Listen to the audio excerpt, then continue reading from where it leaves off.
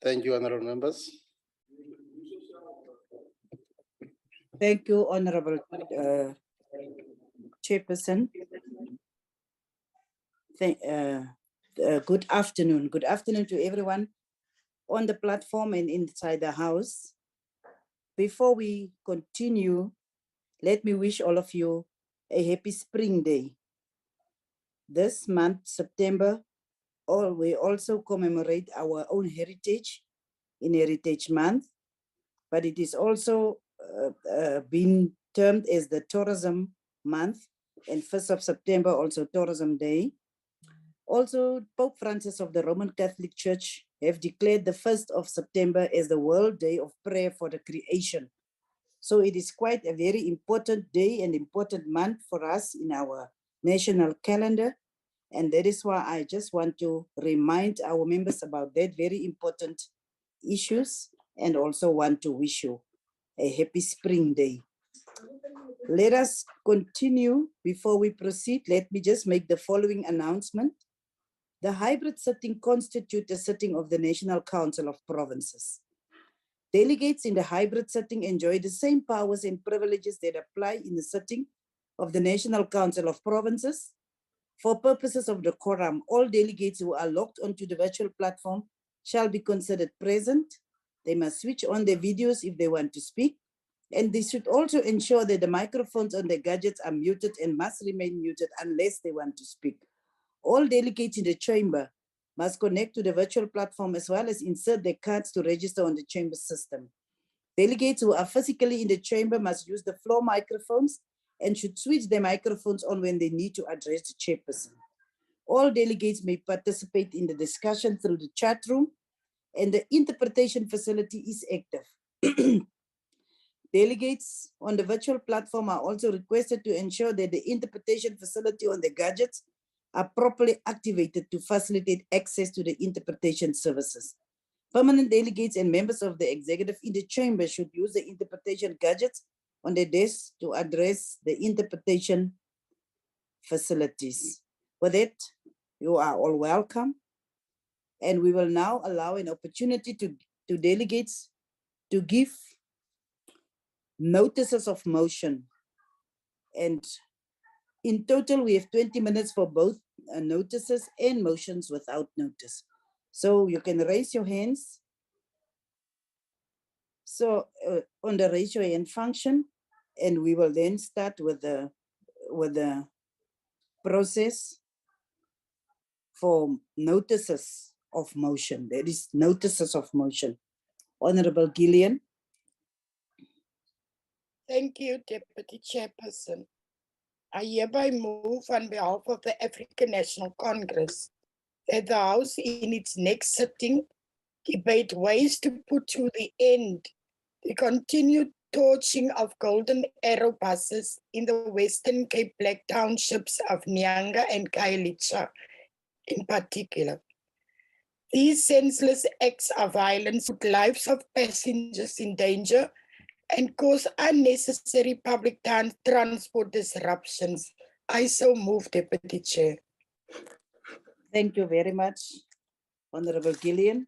It is a notice of motion. We will continue, and we will then now call on Honorable Ndongeni to continue with the notice of motion. Thank you, Deputy Chair. Good afternoon. I hereby move on behalf of the African National Congress that the House in its next sitting debates the use of traditional to practice of ukutwala to discuss kidnapping, rape, and gender-based violence on the young, unconsented young girls by old men. I so moved. Thank you, Deputy Chairperson. Thank you, Honorable Ndongeni. Motion noted. We will continue, and we will then now request the Honorable Sheikh to continue with notices of motion. Thank you very much, Honorable Chairperson. I hereby move on behalf of the African National Congress that the House in its next sitting debates the mechanisms aimed at eradicating mass shootings and killing of people in public places like taverns that have engulfed areas like Khayelitsha, Soweto, and Pietermaritzburg. We believe that community safety is paramount and cannot be compromised. I so move. Thank you, Honorable Chair. Thank you, Honorable Sheikh. Noted. If there is no other notice of motion, I will now allow an opportunity to delegates who wish to move motions without notice. Delegates who wish to. Deputy Chair in the House, there's Honorable Mukauzi and Honorable Mutsamai. That is the ones that want to give notices of motion. Is it notices of motion? Yes, Honorable Deputy Chair. Okay, if there is a notice of motion, Honorable Mukauzi, you may then. Thank you, Deputy Chairperson. The problem is we are here and you are not here.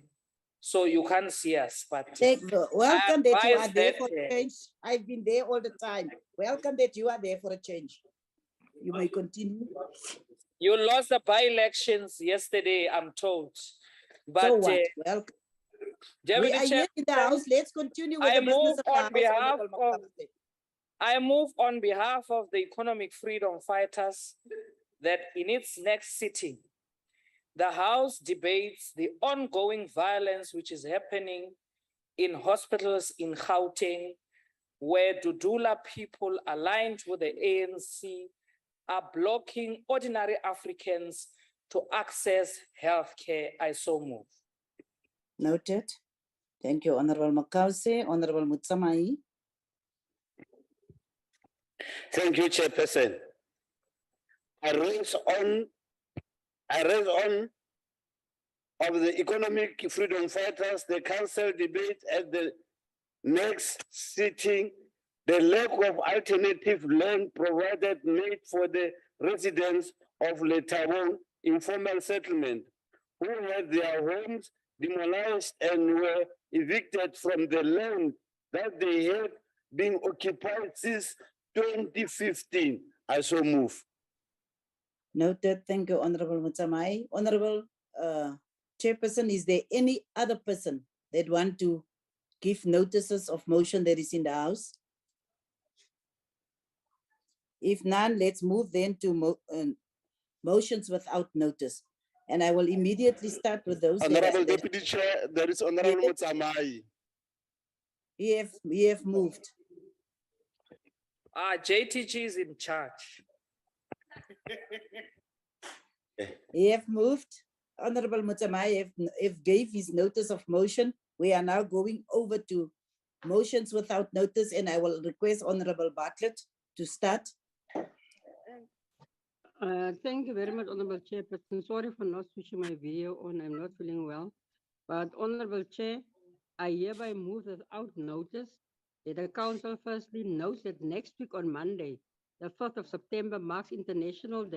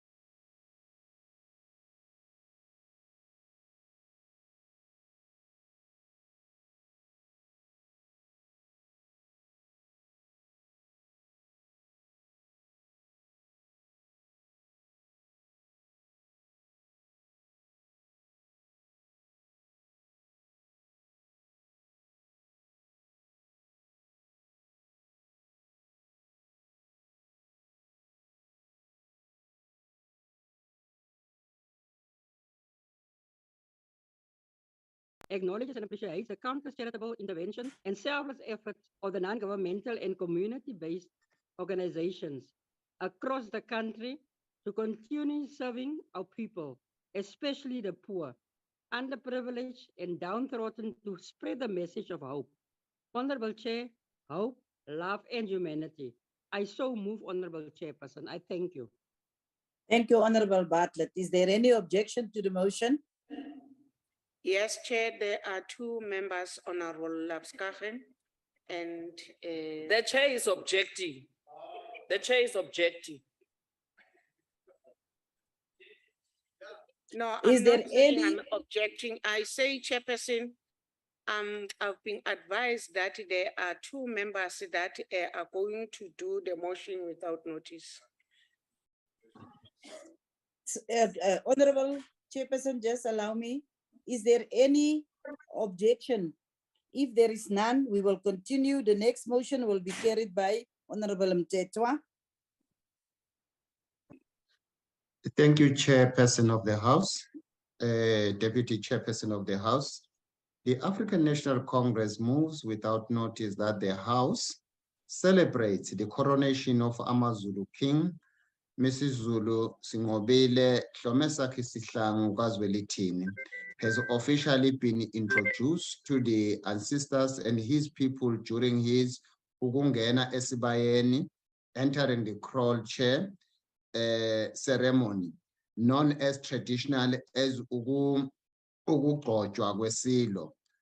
A strong contingent of Amabuto dancing, median and Omama, Nensizwa, and dignitaries from around the country and further field descended at Kwakangele Mangengane Royal Place on Saturday, Kwanongoma, 20 August, for the secret of the ceremony.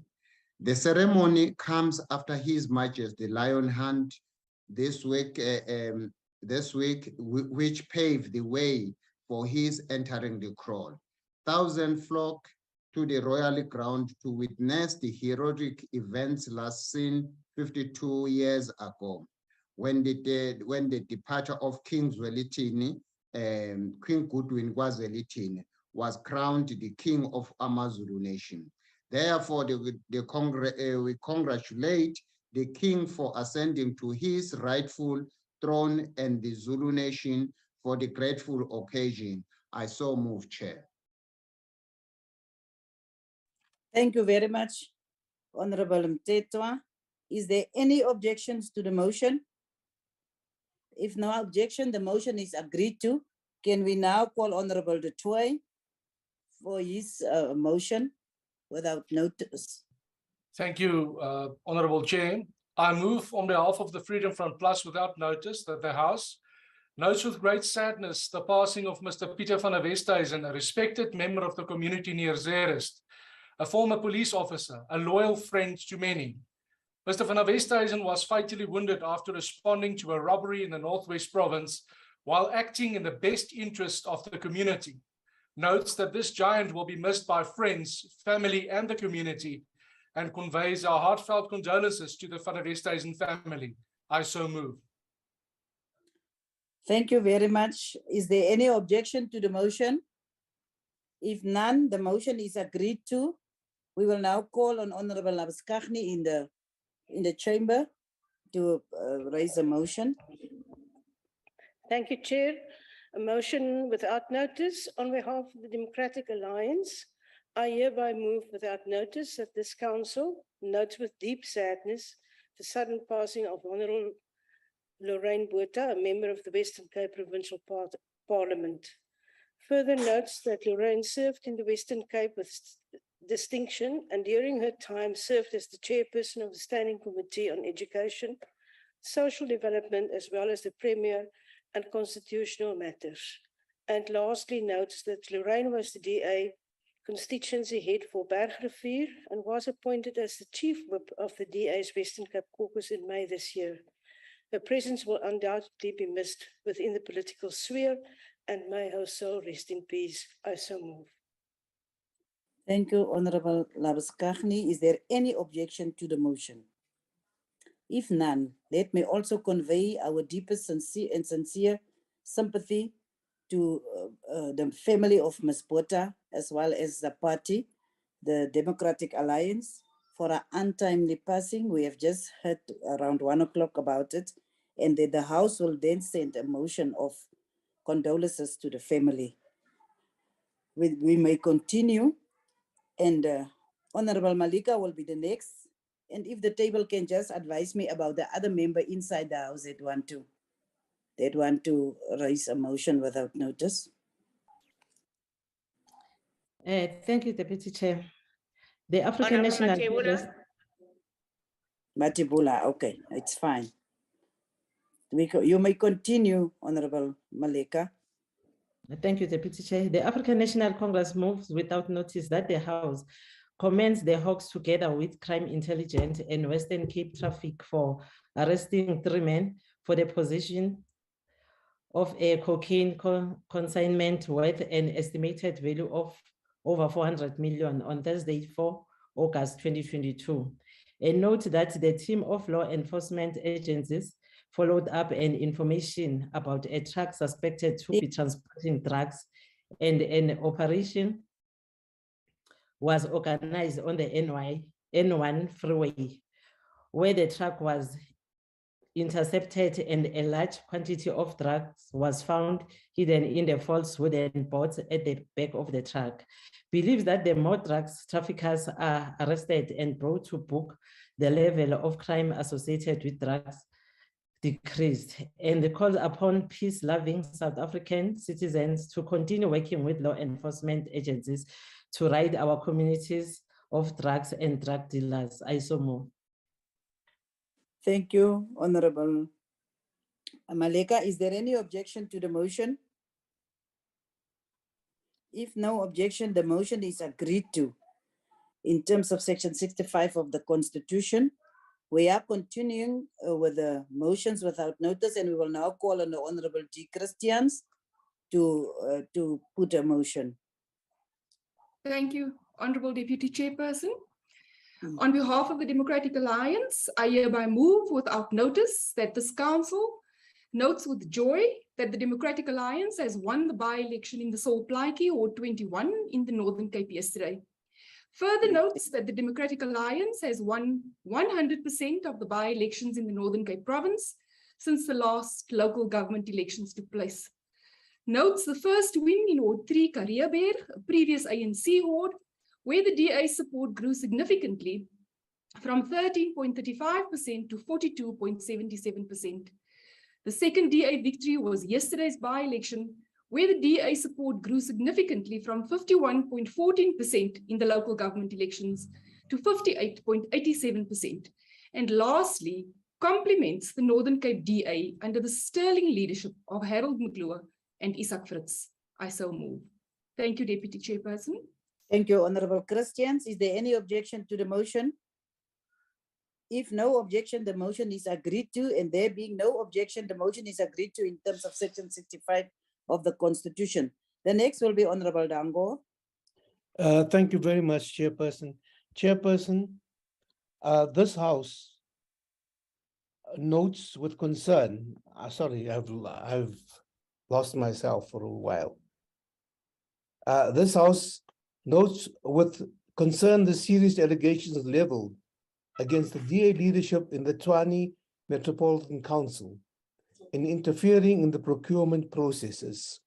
Whilst our firm belief is that allegations remain allegations until tested, further believe that the Democratic Alliance must act with the same zeal and vigor against the implicated leader in these allegations, as it does so with other people who are accused of corruption. Further believing that the DA cannot investigate itself around these allegations, therefore calls on the Minister and the MEC of COGDA in Gauteng to unleash a forensic investigation around these allegations as a matter of urgency. I so move, Chairperson. Thank you, Honorable Dangor. Is there any objection to the motion? Object. The motion will now become a notice of motion since there was an objection.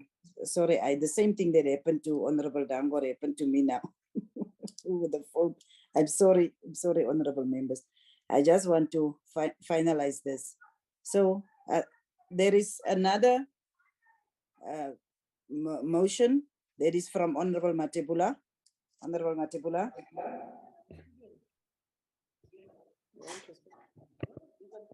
Thank you very much, Chair.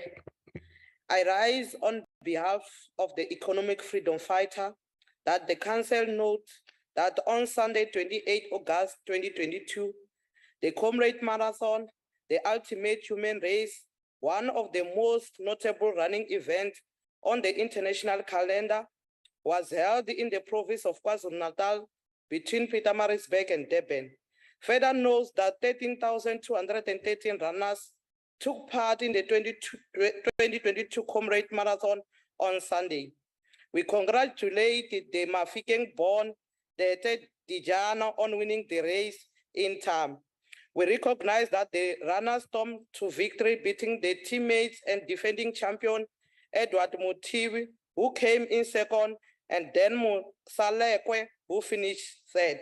We further congratulate the winners of all other categories and the thousands of runners from around the world who participated in the 22 Comrade Marathon. I so move. Thank you, Chair. Thank you very much, Honorable Matebula. Is there any objection to the motion? If no objection, the motion is agreed to. We will continue, and then we will now call on Honorable Mkosi for the motion without notice. Thank you very much, Honorable Deputy Chair. The African National Congress moves without notice that their House notes with great sadness the passing on of musical icon Tokolo Chabalala, affectionately known as Makesh. To also note that the renowned musician was famously known for his immense contribution towards the development of South African arts and culture, especially Kwaito music. 3, further note that the Makesh will forever be remembered as a musical and cultural pioneer who used his artistry as a weapon to uplift and develop the youth of post-apartheid South Africa. Lastly, Chair, we convey our heartfelt condolences to the Shabalala family, members of the TKZ and his family and his friends. I so move, Chair. Thank you. Thank you very much, Honorable Nkosi. Is there any objection to the motion? Since there is no objection, the motion is agreed to in terms of Section 65 of the Constitution. Honorable Mtetwa, is this a historical end? Or No, Chair. Honorable Bwip, she's got a problem and she had a motion, Chair. so you are standing in for Bibi? You may continue. For Bibi, Chair. Thank you so much, Chair, for allowing me to do that. The African National Congress moves without notice, Chair, that the House welcomed the sentencing of a 60-year-old man to life imprisonment for kidnapping and raping a teenager in the Greytown Regional Court this week. We note that the offense took place between February and July 2019, when the man asked the victim and relative to arrange a suitable bride for him, following which the victim chose her to be his bride. Also note that upon meeting him, she changed her mind when she realized his age. However, the family proceeded with the pre-marital ritual, including the payment of lobola, fully aware that the complainant was resisting. Further note that, Chair, the victim was then kidnapped by the accused and taken to his home in Tembisweni, where she was held captive and repeatedly raped. We commended the court for rejecting the man's defense argument of using the traditional practice of Ugwetwala and uphold the rules of law, and hopes that the sentence of this man to life imprisonment will serve as a deterrent to those who perpetuate the gender-based violence and violate women's rights under the disguise of traditional practice. I so move, Chair. Thank you very much. Thank you very much, Honorable Mtetwa. Is there any objection to the motion? If none, the motion is agreed to in terms of Section 65 of the Constitution. That deal with notices of motion and motion without notice. We will continue, honorable delegates. Before we continue with the proceedings of the House, at our sitting of the 14th of June. Deputy Chair, my hand has been up. Honorable. Chair, the hands of Honorable Mkosi is up. Honorable Mukause, I'm sorry, because we've just dealt with motions. You may continue. You may continue. Thank you, Deputy Chairperson.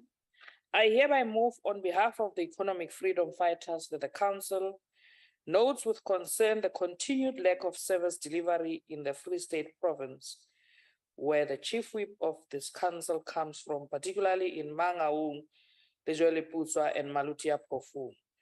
Notes that the Free State municipalities continue to face difficulties in service delivery of basic municipal services like water, sanitation, spillers, sewage spillers, poor roads qualities, and infrastructure.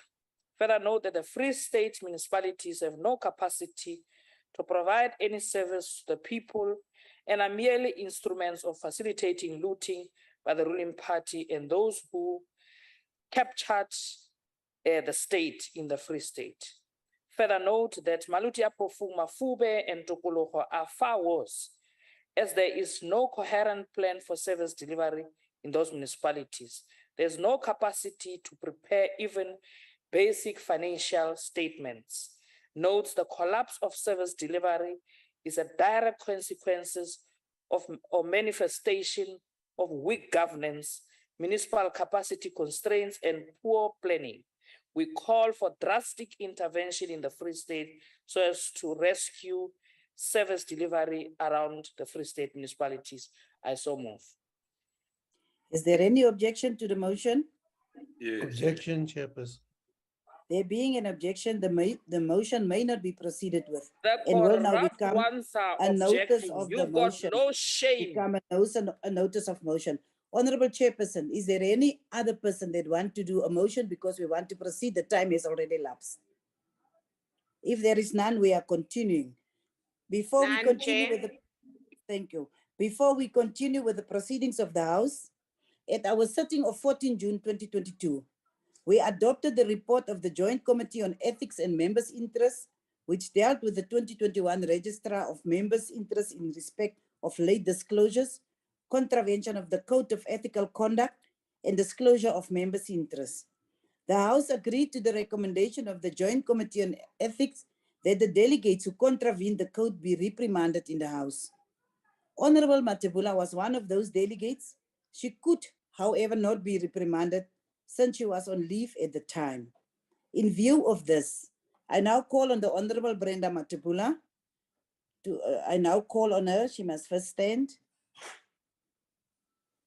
Honorable Matebula, you are hereby reprimanded in the House for breaching the Code of Ethical Conduct and Disclosure of Members' Interests, in that you submitted your disclosure of members' interest form late. Thank you very much. We will now proceed to the first order, consideration of Criminal Law Forensic Procedures Amendment Bill, National Assembly, Section 75, and report of Select Committee on Security and Justice thereon. I call on the Honorable Sheikh, Chairperson of the Select Committee, to present the committee report. Honorable Sheikh.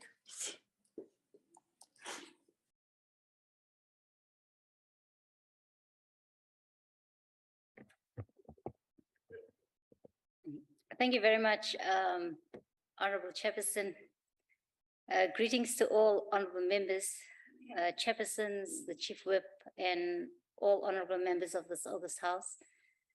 The Select Committee on Security and Justice has agreed to the Criminal Law Forensic Procedures Amendment Bill without proposed amendments and reports as follows.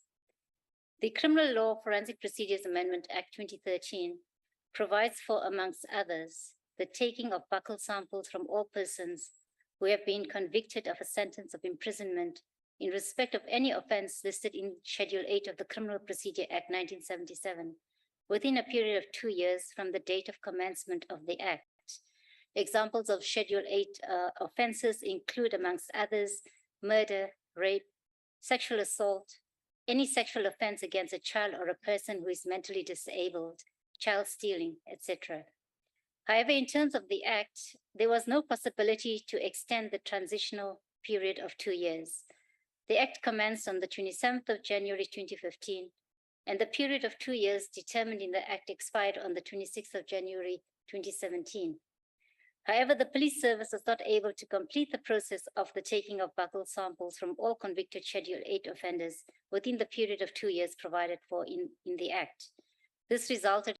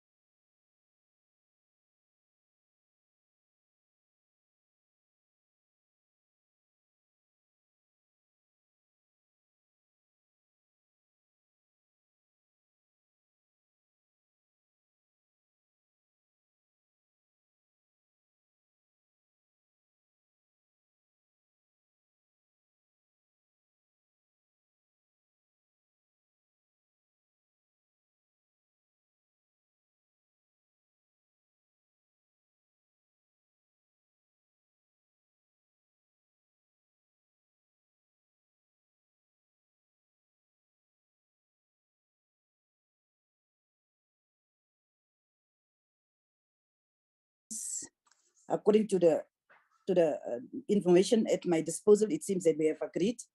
We have all agreed. The voting is closed. Can I just get the numbers, Advocate? For in favor. I'm looking at our group. And Give it to Honorable Langwenya. Those in favor, then, so that you just call out the number. Yes. 35 in favor, Deputy Chairperson. I don't hear. 35.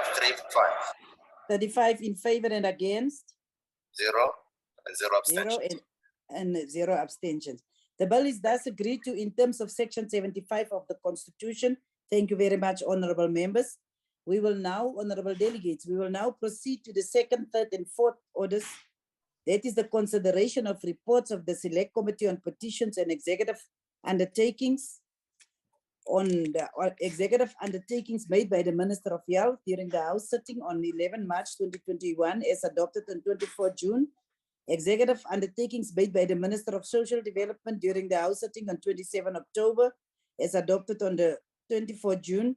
And executive undertakings made by the Minister of Transport during the House sitting on 27 October as adopted on 24 June. And we will now call on the Honorable A.D. Maleka, Chairperson of the Select Committee on Petitions and Executive Undertakings, to present the committee report. Both the second, third, and fourth order report will be combined. Honorable Maleka, it's over to you. Malebongwe. Thank you, Deputy Chairperson. Bongwe. The Select Committee on Petition and Executive Undertaking have been requested the Honorable Minister of Health to appear before it and provide a progress report on the implementation on the following executive undertakings made during a House sitting on the 11th March 2021. The first executive undertaking with respect to the vaccination rollout plan. They can confirm that there is a comprehensive geomapping of all facilities and vaccination sites that will ensure equitable access to vaccines by everyone, irrespectively of where they live.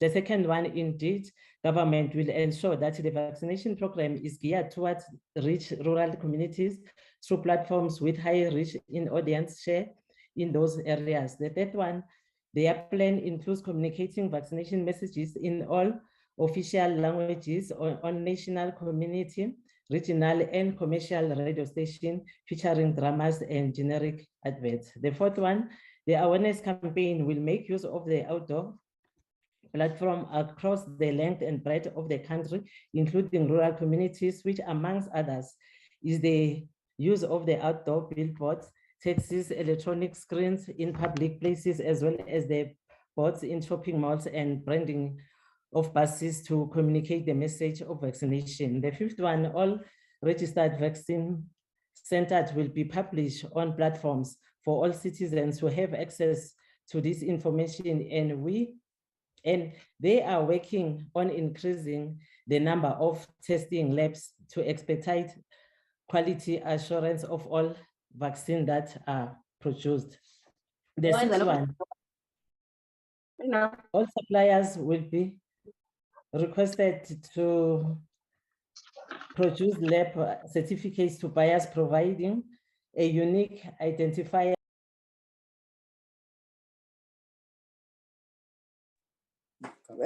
Unmute, Honorable Maleka, you are muted.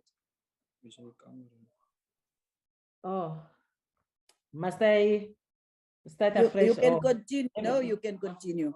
Okay. Oh, okay. The eighth one, they are proactively working on adopting open contracting principles as a part of ensuring transparency in the procurement. The concerned executive undertakings were referred to the Select Committee on Petitions and Executive Undertakings. Chairperson, after its referral, the committee proceeded to extend an invitation to the minister to appear before it.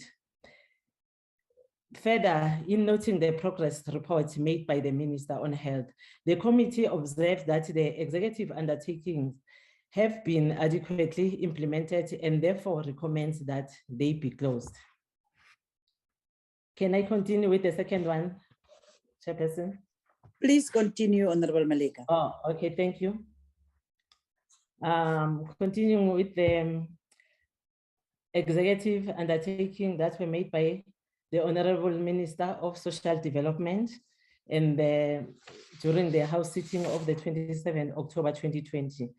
There are 3 executive undertakings. The first one, they are focused on efforts to ensure there is a model gender-based violence one-stop center in each of the identified 30 hotspot areas. The second one, they are therefore working to expand the Khuseleka one-stop centers in the first phase in Cape Town, Sol Plaatje Municipality, eThekwini, Mangaung, eThekwini, Tshwane, and Johannesburg. The third one, in the second phase, they will identify buildings in the Eastern Cape, Northwest, and Limpopo to enhance the existing Khuseleka centers and expand on sheltering services in the provinces. The process were followed, and the committee did invite the Honorable Minister in order for scrutinize and subsequently report to the House on their implementation.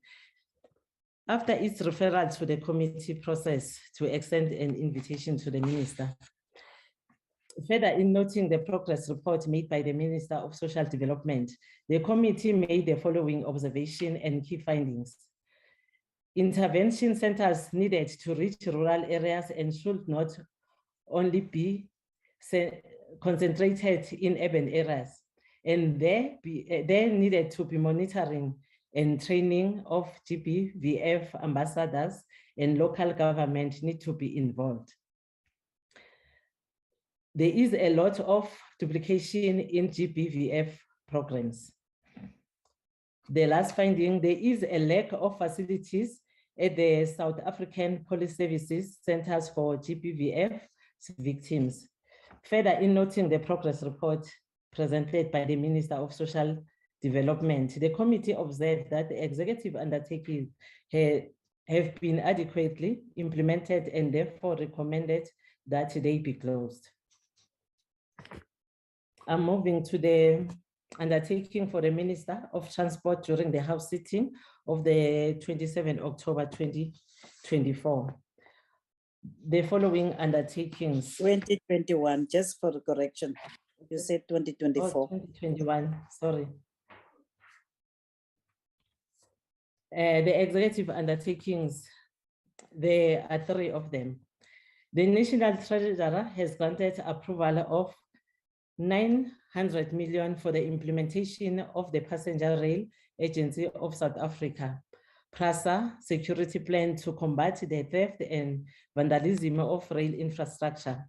Part of the plan is to immediately appoint security personnel and to deploy remotely piloted aircraft system to conduct virtual patrols on high-risk infrastructure. The second executive undertaking, the plan will also involve the creation of an internal security capability for armed response, control room operation, as well as increasing the number of physical security officials on the ground.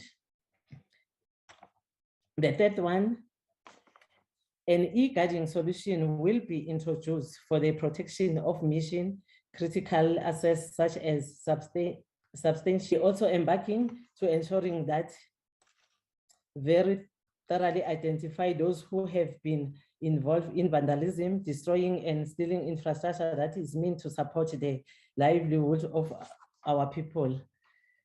The last one, which is the fifth one, they are going to ensure that they beef up security and key rail installation, and they will make sure that using technology, they will be able to identify those who get involved in criminality. They will be using drones of overseas rail lines.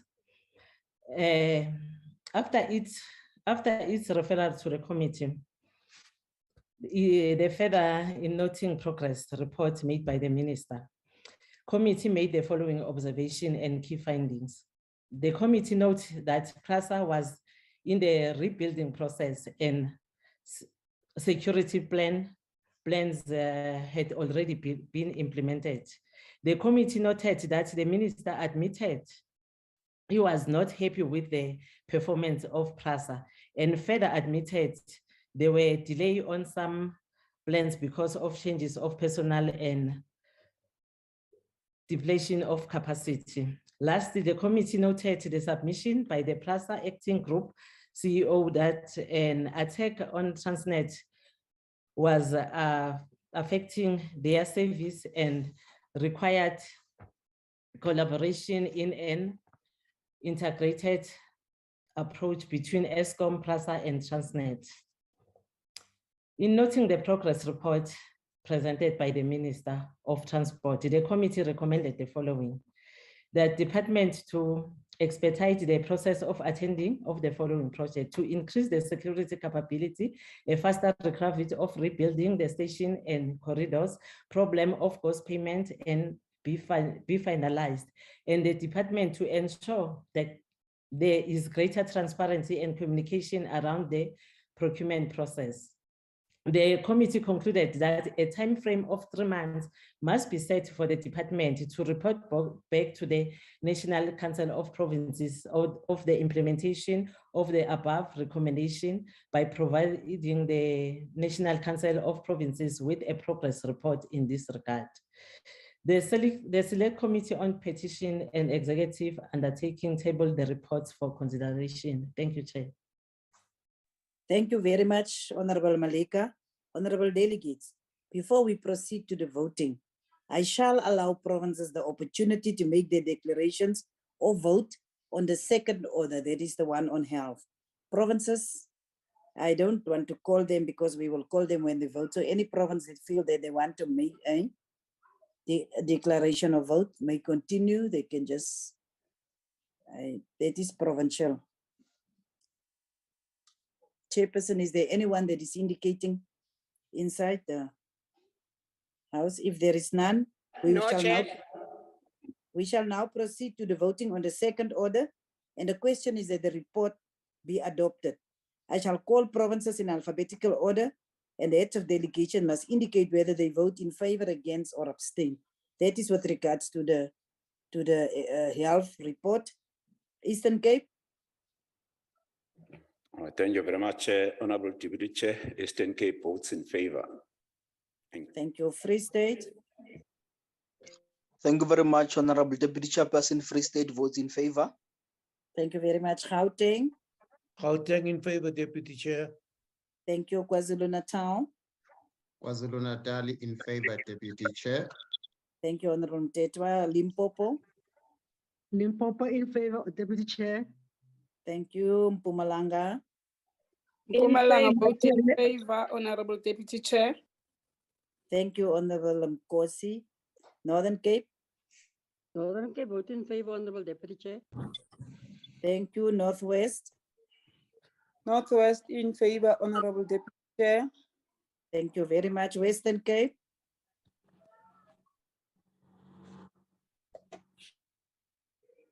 Western Cape. The Western Cape supports.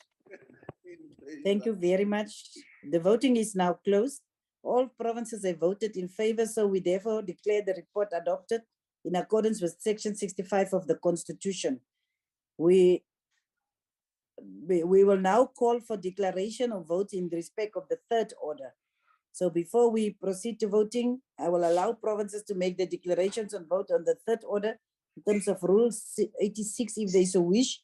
The third order is on DSD, Department Social Development. Which Chairperson, is there any indication of provinces that are making declaration of votes in the House? No, none, Chair. I see none on the platform, so we shall now proceed to the voting on the third order. And the question is that the report be adopted, and we shall now call upon the provinces to cast their votes. When called upon, heads of delegations must indicate whether they vote in favor, against, or abstain. Eastern Cape. Thank you again, Honorable Deputy Chair. Eastern Cape is voting in favor. Thank you. Free State. Free State votes in favor, Honorable Deputy Chairperson. Thank you, Gauteng. Gauteng in favor, Deputy Chair. Thank you very much, KwaZulu-Natal. KwaZulu-Natal in favor, Chair. We miss Mama. Thank you. Yes. Yes. Limpopo. Limpopo vote in favor, Honorable Deputy Chair. Mpumalanga. Mpumalanga vote in favor, Honorable. Mpumalanga vote. Can we allow the Mpumalanga whip? vote. Can we allow the whip of Mpumalanga? We don't want this confusion that is happening now. Honorable Nkosi. Mpumalanga. Mpumalanga vote in favor, Honorable Deputy Chair. Thank you very much. Northern Cape. Northern Cape vote in favor, Honorable Deputy Chair. Thank you, Northwest. Northwest here is supporter, Mundula Stulo.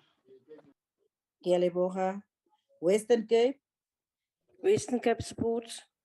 Thank you very much. Voting is now closed. All provinces have voted in favor, and I therefore declare the report adopted in accordance with Section 65 of the Constitution. We will now continue, and we are going to request for declarations of vote from provinces on the, and with respect to the fourth order, I'm sorry, with respect to the fourth order. Any province that want to make a declaration of vote? The fourth order is on transport. Chairperson, is there any indication inside the house? None, Chair. So, and there is none on the platform. So we shall now proceed to the voting on the fourth order.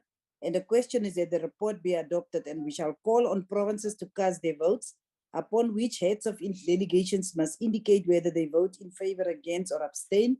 Eastern Cape. Eastern Cape votes in favor, Honorable Chair. Thank you. Free State. Free State votes in favor. Thank you. Gauteng. Gauteng in favor, Honorable Deputy Chair. Thank you. KwaZulu-Natal. KwaZulu-Natal in favor, Chair. Thank you very much. Limpopo. Limpopo in favor, Deputy Chair. Thank you. Mpumalanga. Mpumalanga vote in favor, Honorable Deputy Chair. Thank you. Northern Cape. Northern Cape in favor, Honorable Deputy Chair. Thank you. Northwest. Northwest in favor, Deputy Chair. Thank you. Western Cape. Eastern Cape support. Thank you very much. Voting is now closed. All provinces voted in favor, and I therefore declare the report adopted in accordance with Section 65 of the Constitution. And I thank you very much. Before we proceed to the subject for debate, I would like to take this opportunity to welcome the Deputy Minister, MEC Salga representatives, and all permanent and special delegates.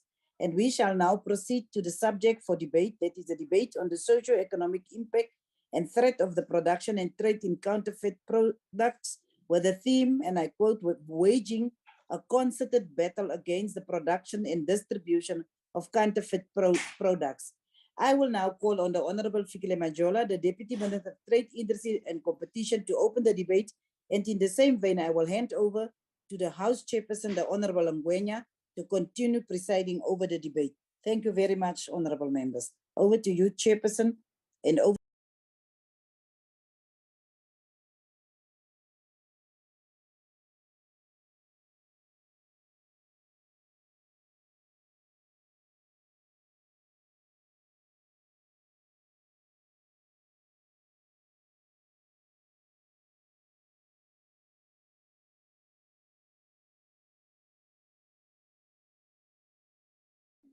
Honorable Deputy Chairperson of the NCOP,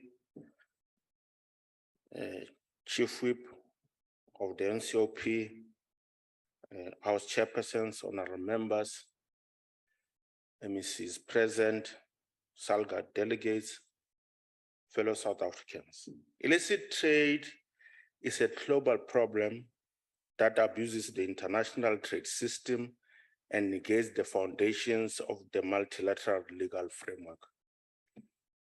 This underground economy destabilizes institutions, recognizes no frontiers, and nullifies the collective objective of fair trade.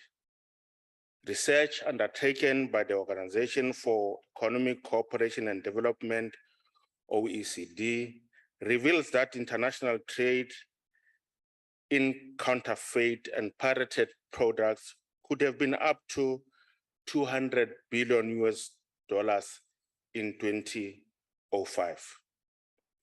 This total does not include domestically produced and consumed counterfeit and pirated products and a significant volume of pirated digital products being distributed via the internet.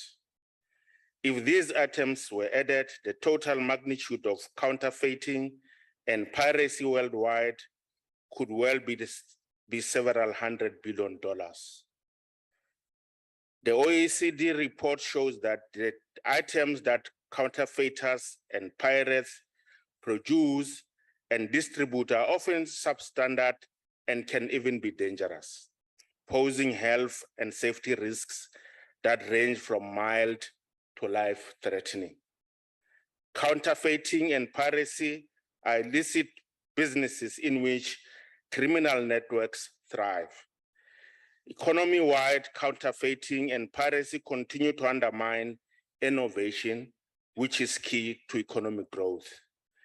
Thus, the magnitude and effects of the counterfeiting and piracy are of such significance that they compel strong and sustained action from governments, business, and consumers.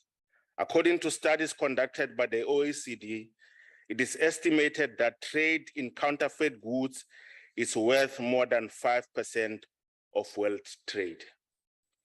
This can be attributed to a number of factors, such as 1, advances in technology, 2, increased international trade, especially in emerging markets, 3, increased share of products that are attractive to copy, such as branded clothing and software.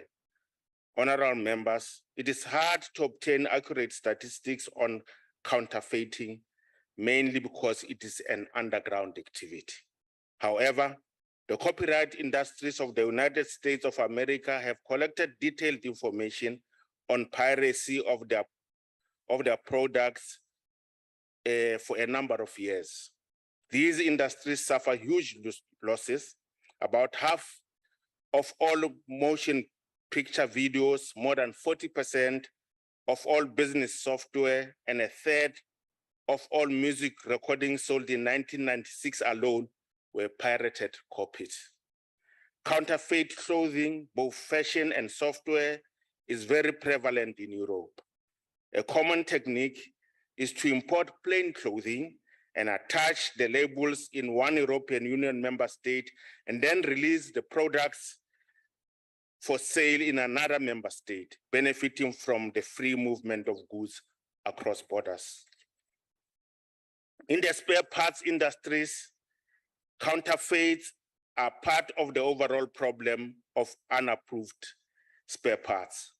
They are traded on the gray market together with overruns, recycled items, copy parts, and stolen goods, making it very difficult to control the market and separate the illegal items from the legal ones. According to research conducted by Canon, a digital equipment company, Interpol describes counterfeit production and trade as, and I quote, a transnational crime run by extensive and complex criminal enterprises, and make it clear that the money made is used to fund terrorism, the purchase of firearms, human trafficking, and cybercrime. The term counterfeiting is described by OECD in its broadest sense as it covers any manufacturing of a product which so closely intimates the appearance of the original product to mislead consumers. This may include trademark infringing goods as well as copyright infringements. The concept also includes copying of packaging, labeling, and any other significant features of the product. The definition of illicit trade, according to the World Trade Organization, means any commercial practice or transaction related to the production, acquisition, sale, purchase, shipment, movement, transfer, receipt, possession, or distribution of one, any illicit product defined as such by international law, or two, any illicit product for non-illicit purposes as defined by international law. Illicit trade also covers any conduct intended to facilitate such activities. One of the biggest challenges, honorable members, we must confront is to establish what drives this phenomenon in order to develop proper response mechanisms. According to Canon, the counterfeit trade has a long history and has been deeply connected with many types of crime. This is simply because it has proven to be a really effective way to make huge sums of money with very low risk. That is, it is easy money. When compared to other illegal activities, such as drugs smuggling, for example, the penalties for making and selling fake goods are generally very weak.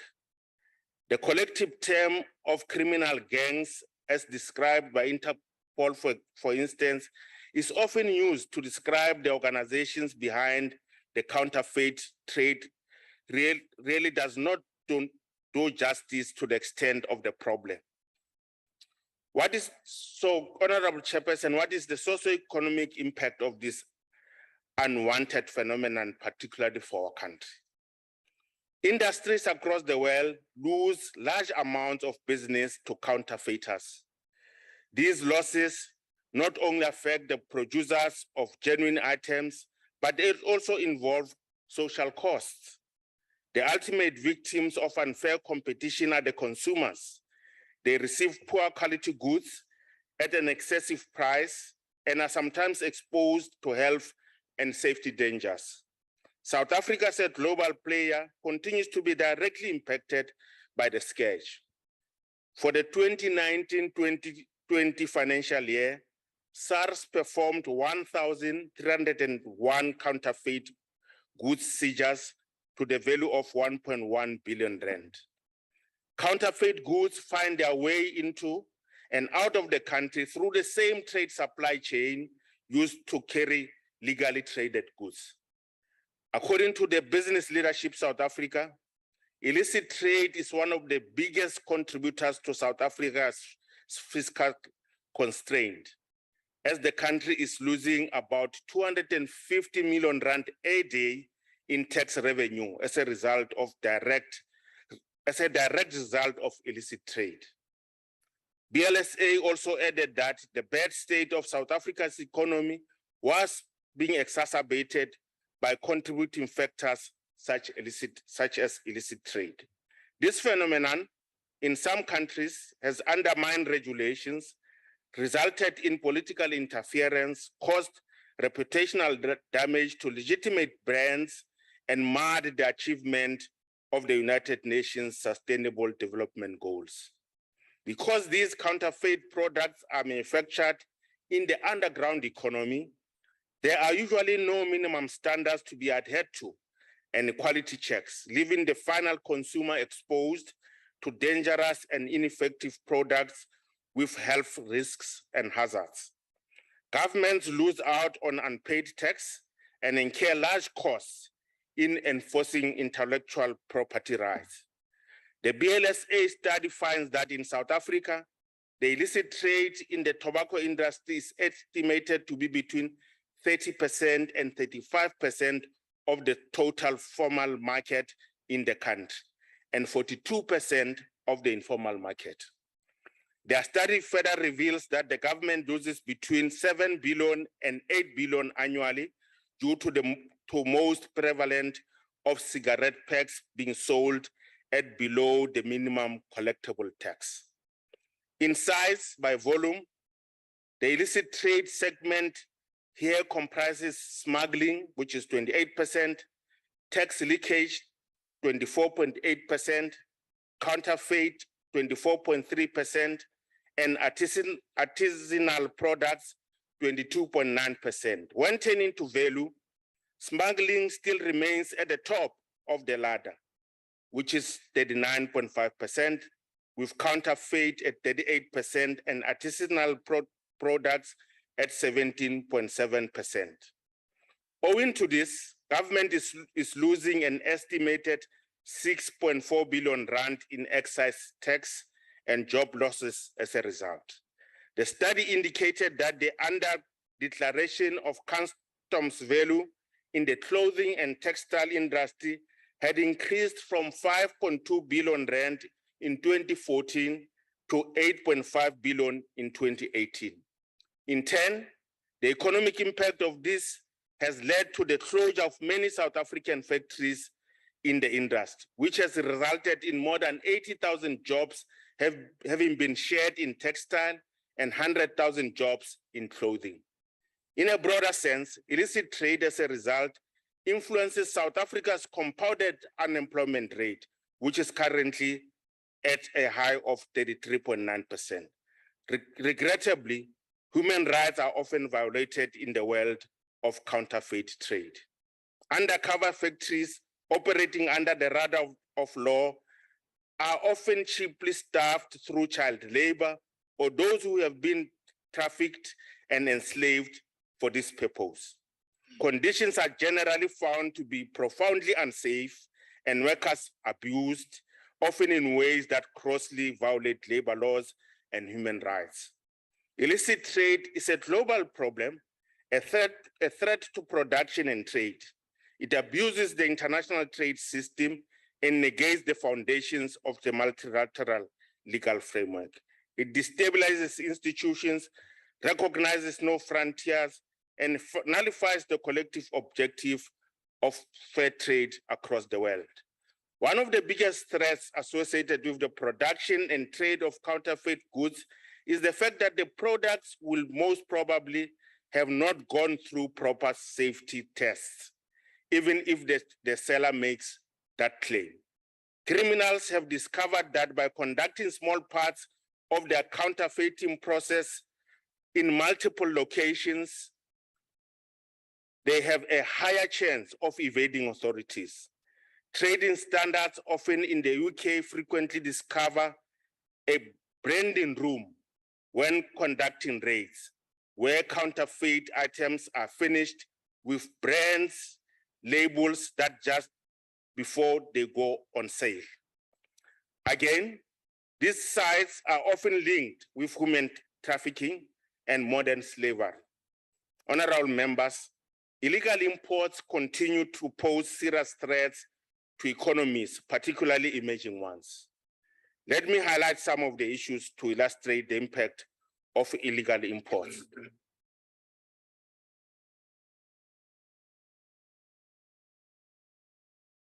One, lower revenue for the fiscus, given that not all customs duties and value-added tax due to the government are paid.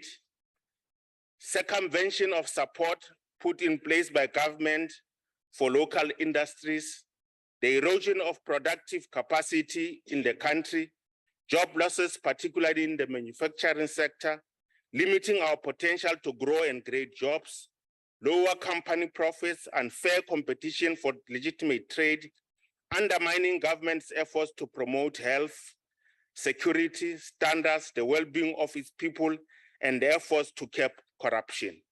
The geographic spread of production and trade in counterfeit products across the world varies considerably. Whilst most countries have some trade in counterfeit goods, some have become notorious for producing and exporting large quantities of fakes.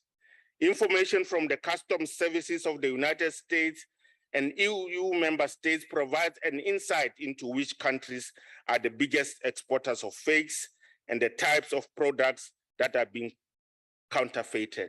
The top 5 suppliers of counterfeit goods to the United States in 1997 were China, Korea, Chinese Taipei, Hong Kong, and the Philippines. The most common products were media, CDs, videos, computer games, wearing apparel, and lighting or power goods. In total, the US Customs seized IPR infringing goods worth $54 million during the fiscal year 1997. The main source of fakes imported to the European Union were Poland, Thailand, Turkey, and the United States. Clothing accounted for more than half of the items seized. The South African Revenue Services has made some findings on illicit financial flows. First, 60% of illicit financial flows derives from large commercial companies. Two, 30% of illicit financial flows is through criminal activities and drug trafficking. 10% from corruption activities. House Chairperson, despite all these challenges, it is not all doom and gloom. There are international trends and practices that are emerging to combat counterfeiting. Companies as well as enforcement agencies are becoming increasingly aware of the problems of counterfeiting. All companies need to make sure that their trademarks are adequately protected, to implement anti-counterfeiting policies to deal with the threat. A number of technologies such as holograms, smart cards, biometric markers, and inks can be employed to protect and authenticate genuine products. The lack of information sharing is often perceived to be one of the main obstacles in the fight against counterfeiters. The World Customs Organization and Interpol now react more proactively. They employ databases on counterfeits and conduct training for officials in partnership with private industry. A number of policy initiatives now exist at both the private and official level. Countries with a strong representation of trademark owners have established our counterfeiting associations. These are membership organizations whose main activities include promoting adequate IPR protection, information gathering, and liaising with enforcement agencies. Some trade associations are very active in assisting their members to combat counterfeiting. These include the Business Software Alliance and the International Federation of the Phonographic Industry. The latest international initiative in the Global Anti-Counterfeiting Group, which is a forum for discussion aimed at raising awareness of the health and safety hazards of fakes. Governments, business, and society at large must now continue to wage a concerted battle to address or mitigate against the production and trading in counterfeit production. Despite the kickback from the counterfeiters, the government of South Africa will not rest until this menace is on its knees. To this end, government has been engaged in various initiatives to combat production and trade in counterfeit products. Some of these initiatives include cutting down the turnaround time for the registration of trademarks and tightening of border controls, leading to confiscation of counterfeit products and arrest of perpetrators. The private sector and all the other economic and social players, including the customers, are encouraged to come on board for a united front against counterfeits in the economy, as the fight to revive the economy and create employment continues. Honorable Chairperson, together we can defeat the production and trade in counterfeit production. Thanks very much, Honorable Member. Thanks very much, Honorable Chair. Honorable members, we now continue with our list, speakers list. The next honorable member is J.J. Lotz, DA.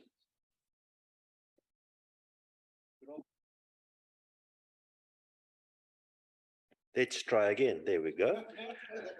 Good afternoon, Honorable Chair, Honorable Deputy Minister, members and fellow South Africans. Honorable Deputy Minister, I firstly want to thank you for giving us all the definitions and also indicating how big the problem is. I now want to say that we often hear the quote, imitation is the sincerest form of flattery. And when people buy counterfeit goods, this is often what they use to defend what they are doing this.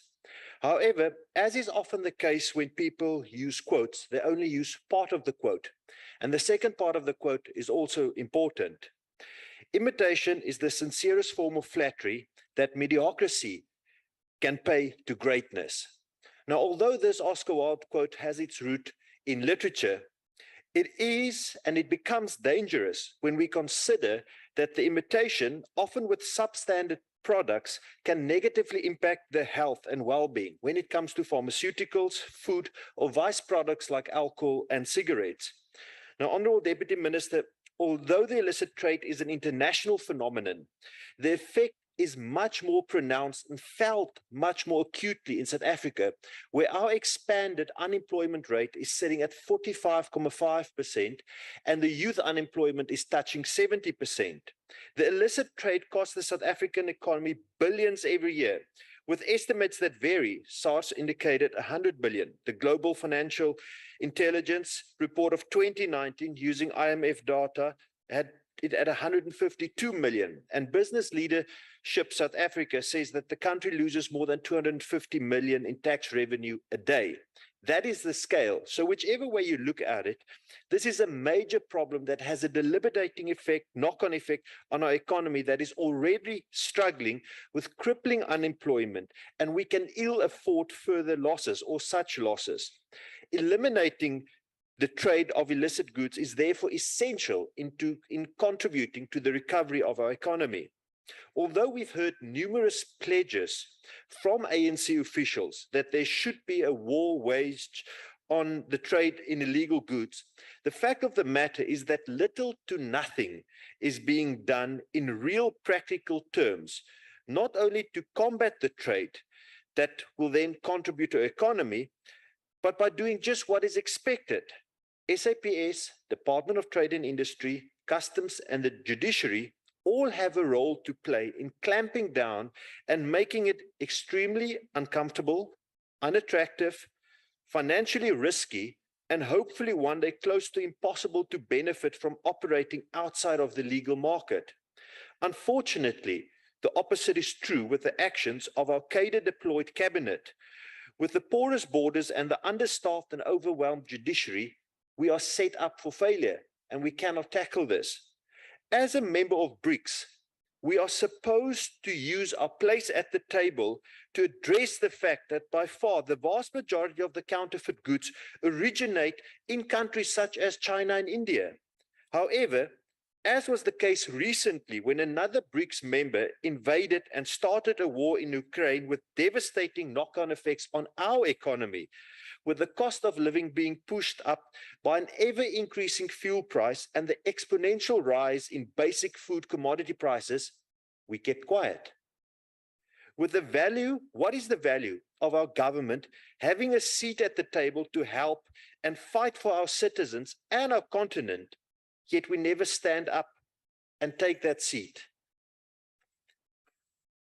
We are seldom willing to stand up and fight the transgressors. Is this because the ANC itself lives in a glass house, and it is clear for all to see that you cannot address corruption, human rights abuses, or other transgressions when your own hands are bloodied? It is actually quite a simple calculation. Ensure that we tackle the losses due to illicit trade in goods, and you will be able to add billions to the state coffers. Money that can go to getting extra health professionals so that we do not have to have a xenophobic MEC trample on the human rights of a Zimbabwean citizen that wants basic health care. Billions that can go to employ more police so that our mothers, our wives, our daughters are safe, and a joker in a hat won't make ridiculous comments about being lucky to be raped once. The problem with this ANC government and the ministers that serve at the behest of the buffalo is that when you have to start fighting and questioning where illicit goods and revenue come from, you'll have to start with Pala Pala. And then we wonder why the liberators in this country, or the so-called liberators, cannot speak up for the freedoms of the Ukrainians, because they do not even speak up for the freedoms of South Africans. It is time that we stand up and fight for this country. This current ANC government is one, unwilling, and two, unable to stand up and fight for South Africans. A simple calculation is ensuring that we fight the trade in illicit goods. We'll have more police, we'll have more educators, we have more healthcare professionals. We can actually look after the well-being of South Africans. But this ANC government do not care about South Africans. You only care about those close connected few that are being sent all across this country by a cadre deployment committee. Honorable Deputy Minister, you should be ashamed that one of the basic tasks of your department in protecting the country, the trade, the fiscus, you are not doing that. It is time we of South Africans get rid of this entire ANC cabal, because the rot is just too deep. And the cartel that is running this country under the guise of a political party has no interest in challenging the cartels that is running the illicit trade market. I thank you.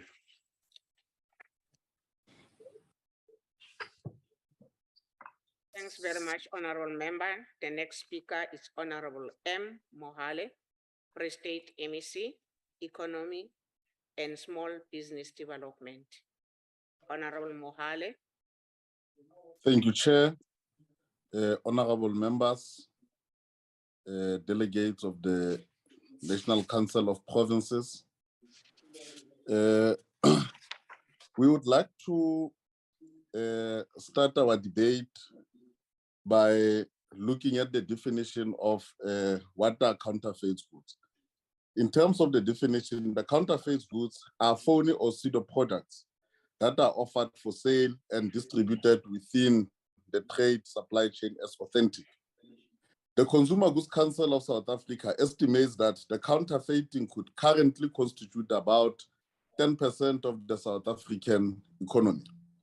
And according to South African Revenue Service, the total value of all the goods confiscated between the 1st of April 2018 and the 31st March 2019 amounted to more than 3 billion out of the more than 6,828 busts, or that represents an increase of more than 1,900 from the previous 4.8. And in 2019-2020 financial year, as per statistics from the revenue services, it has performed more than 1.3 counterfeit goods seizures to the value of about 1.1 billion rand. And the increase in counterfeit goods is mostly on the black market and has the potential to destroy the local economy and could lead to more unemployment, as this practice diverts taxes from the fiscus. We further take note of the legislation that provides for the fight against the counterfeiting. And this is done under the auspices of Counterfeit Goods Act number 37 of 1997, together with the Customs and Excise Act 91 of 1964. The purpose of the Counterfeit Goods Act in the main is to protect the owner's intellectual property, which includes the trademarks and the copyrights. And it further indicates the role of the customs in the monitoring and policing of counterfeit goods. And the Act further protects or gives protection to intellectual property owners that have registered trademarks, unregistered trademarks, copyrights, and prohibits those unauthorized marks under the Merchandise Marks Act. The Act further protects the owners of the trademarks, copyrights, certain marks, and a significant portion of counterfeit goods circulating in South Africa are imported from foreign countries.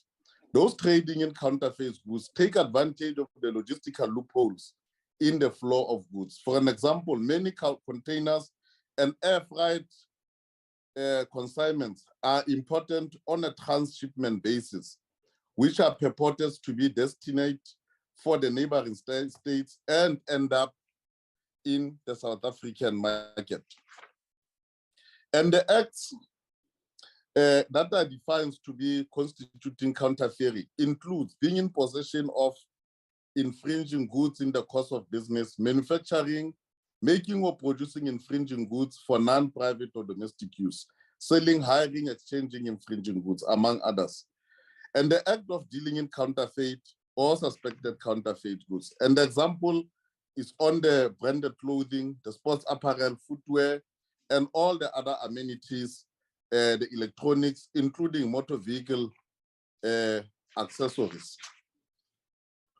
One of the key aspects that the counterfeit goods do to the economy, it contributes to an increased unemployment, because imported counterfeit goods means that manufacturing was done elsewhere in the world, not or outside the borders and not in the country. And those jobs were then created outside the borders where the production has taken place.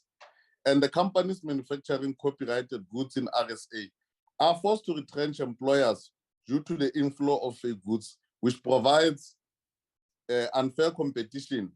And those that are incurring high overheads continue to suffer because their markets has been eroded by the fake or counterfeit products.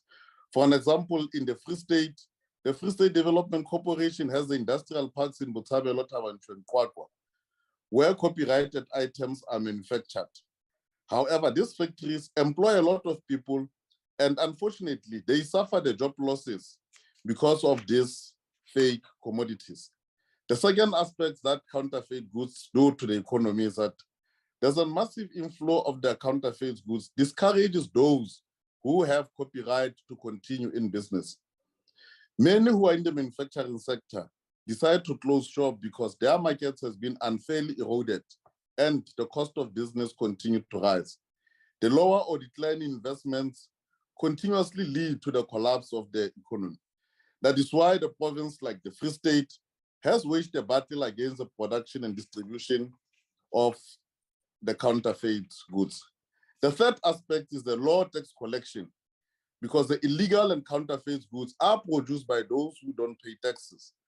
The highest share of tax revenues in South Africa in 2019 was contributed by personal income tax at 36%. The second highest share of revenues in 2019 was derived from value-added tax by 22%. The revenue service is forfeiting both personal income and value-added taxes from production of counterfeit goods, as those are not able to be taxed accordingly.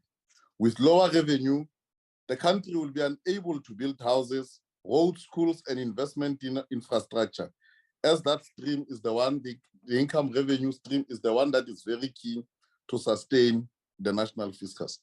Now, the Free State response to this current phenomenon is that the province has established a Consumer Protection Office, whose role is to be custodian of the Consumer Protection Act, among others, in the province, as well as the provincial legislation on consumer protection. And Section 110 of Consumer Protection makes it an offense for any person to alter, obscure, falsify, remove, or omit displayed price, labeling, or trade description without authority. Department has some inspectors, though not sufficient, and investigators that ensure that there is compliance to the Consumer Protection Act, Counterfeit Goods Act 37 of 1997, and all the others. Part of the problems or the observations that we have made during the routine inspections by this office is that most of the counterfeit goods are sold in the informal sector, and the lack of tight controls and regulation of the informal sector has led to a proliferation of counterfeit and illicit products. Food products are non-compliant with applicable regulations, and the non-compliance with the bylaws by some of the traders make the matters worse, and the non-compliance to some of these regulations. In the province of the Free State, we have taken a number of inspections in all the 5 regions. Just in the Q1 of 2022-23, in the Joliputswa district, we have undertaken 64 inspections, Fesleda 11, Tawemufutsanyana 9, Harib 5, and Mangaung Metro 3. And the inspections at the liquor outlets were undertaken by the Free State Gambling, Liquor and Tourism Authority, jointly with South African Revenue Service and South African Police Service. The purpose of which was to ensure that there's compliance to the liquor trading licensing conditions. An estimated value of counterfeit products that were found to date in the first quarter is around 8 million. And most of the counterfeit goods discovered are the popular consumer goods, such as the sanitary towels, baby nappies, branded clothing, alcoholic beverages, as well as the traditional Basotho blankets, personal care products, and the motor vehicle parts. And part of our response as the province was the introduction of the Free State Integrated Local Economic Development and Transformation Bill, whose objectives are, among others, to provide a regulatory framework which makes it possible for Free State citizens to establish viable and thriving businesses where they live, and to also strengthen the norms and standards in support of the legislation that provides for business licensing for all businesses by municipalities in terms of their bylaws and the Businesses Act. These measures are meant to strengthen the existing control measures so as to ensure that our economy does not continue to suffer the negative impact of counterfeiting and illicit trading. This debate takes place at an opportune moment when the Free State is in the business of changing legislation and ensuring that we deal with illegal businesses and counterfeit goods. It is clear that the battle against the production and distribution of counterfeit goods needs all the stakeholders. The Free State provincial government, through the As you conclude, Honorable MEC. Thanks. We shall continue to work with all the stakeholders to find a lasting solution to take this challenge. And during this month, in conclusion of the Tourism and Heritage Month, we commit our agenda for economic transformation to ensure that we change the ownership patterns and ensure that we protect this economy and ensure that this economy continues to belong to all South Africans, majority of whom are Blacks and females and the young people. We would like to take this opportunity as the Free State to address this August House to say the fight shall continue, will not be deterred by all the difficulties that we encounter. At the end of the day, we hope that we will win the battle. Thank you very much. Thank you, MEC Mohale. The next speaker will be Honorable Mokause from the Economic Freedom Fighters. Over to you, Honorable Mokause.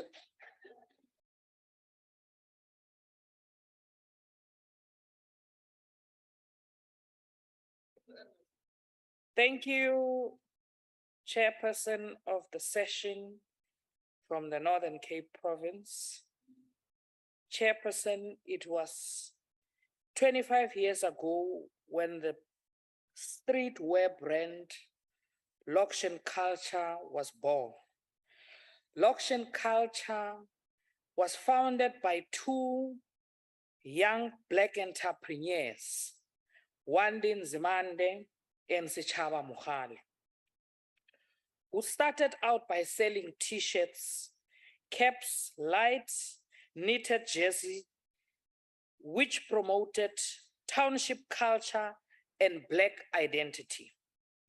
To their peers out of the boot of the car, the brand grew so much that in 2003, the annual turnover was reported to be around 80 million. However, seemingly out of nowhere, trouble set in when the brand faced its biggest challenges, the mass production of counterfeit goods. Suddenly, there was 60% to 70% of fake Lokshen Culture goods on the streets of South Africa. Customers could hardly differentiate between what was real and what was fake. This then led to the retailers pulling out from selling their products at their stores as customers questioned the authenticity, because there was now a growing market on the streets selling the same product at a quarter of their real price. This drove the clothing label into a difficult period where sales dropped and jobs were lost, bringing the brand to its knees. Lokshen Culture has never recovered, Chairman. It is often said that imitation is the sincerest form of flattery, but this is not the case in the counterfeit good markets, which has moved far beyond merely copying designer bags and clothing. Counterfeit is a big problem in South Africa with equally big socio-economic costs.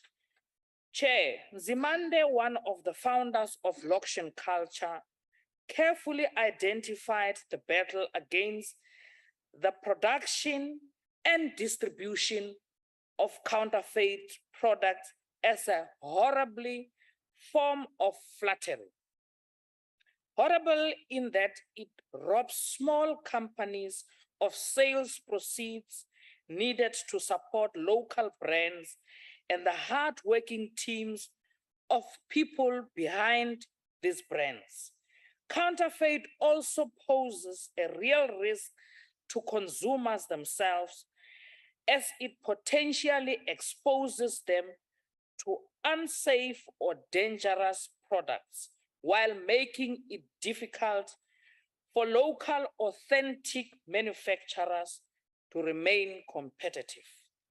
It deprives governments of revenue, vital public servants, and put a burden on public servants as well, dislocating millions of people from legitimate jobs. Counterfeit can no longer be thought of as a trade with minor significance. Instead, it is a serious economic, political, and social issue. The counterfeit industry affects a wide array of products and virtually leaves no product category unscathed. Clothing, handbags, shoes, watches, medicines, health and beauty products, airplane parts, car parts, electronics, toys, even food. Almost every type of consumer product is counterfeited in this country. Many of the products that have been counterfeited often have serious impact on health and safety of consumers, as products are often not suitable for consumption, are of substandard products which are not approved, and as such put further strain on the health sector as well. Chairperson, Counterfeit have also taken on leading mobile phone brands, producing copies of cell phones and batteries, which explodes in the faces of the users, electric appliances that can catch fire, and cosmetics products that can cause detrimental allergies. Counterfeiters have even gone as far as penetrating the pharmaceutical sector, producing dangerous fake of well-being brands. They have attacked the automobile industry, producing poor quality imitation spare parts from windscreen to brake pads. They have even infiltrated the food market, creating fake mayonnaises, sodas, ready-to-eat meals of dubious origins. Counterfeits pose a threat to economies and national security. Illicit trade itself, Chairperson, is not a petty crime. It is a crime against owners of intellectual property. It is not a victimless crime, but is made up of big-time syndicates which sponsor other criminals' activities such as terrorism and other forms of syndicated crimes. It destabilizes institutions and seeks to undermine the legal system which tries to facilitate trade in a legal way. South Africa counterfeited goods are spotted in many places, such as residential areas, busy streets, and transportational terminals in big cities. Chair, these crimes unabatedly, despite legislation in place which criminalizes counterfeit. That little has been done by the police to reduce such crimes. The presence of counterfeit goods in our streets and the pirated products that are sold in the streets and shops across all provinces attest to these challenges. More initiatives are needed from government to raise awareness against these crimes. And sadly, the reality which we face is that the growth within counterfeit industry can be attributed to the demand of consumers for such goods, which fuels the continued success of such trade. Our people must know that if they buy counterfeit products, it fuels this illegal industry and it supports such organizations.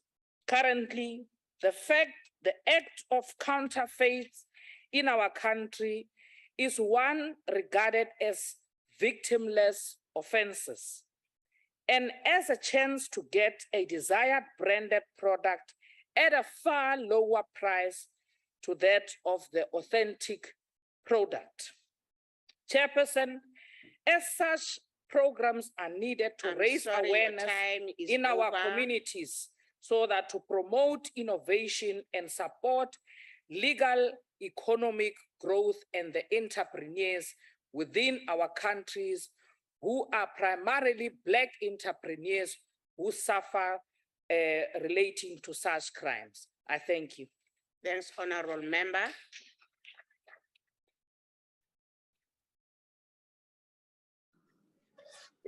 Thank you, honorable members. The next speaker is Honorable M. Hi, ANC.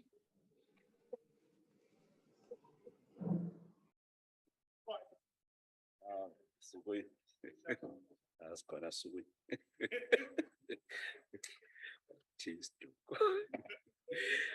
Yeah, thank you very much, House Chairperson.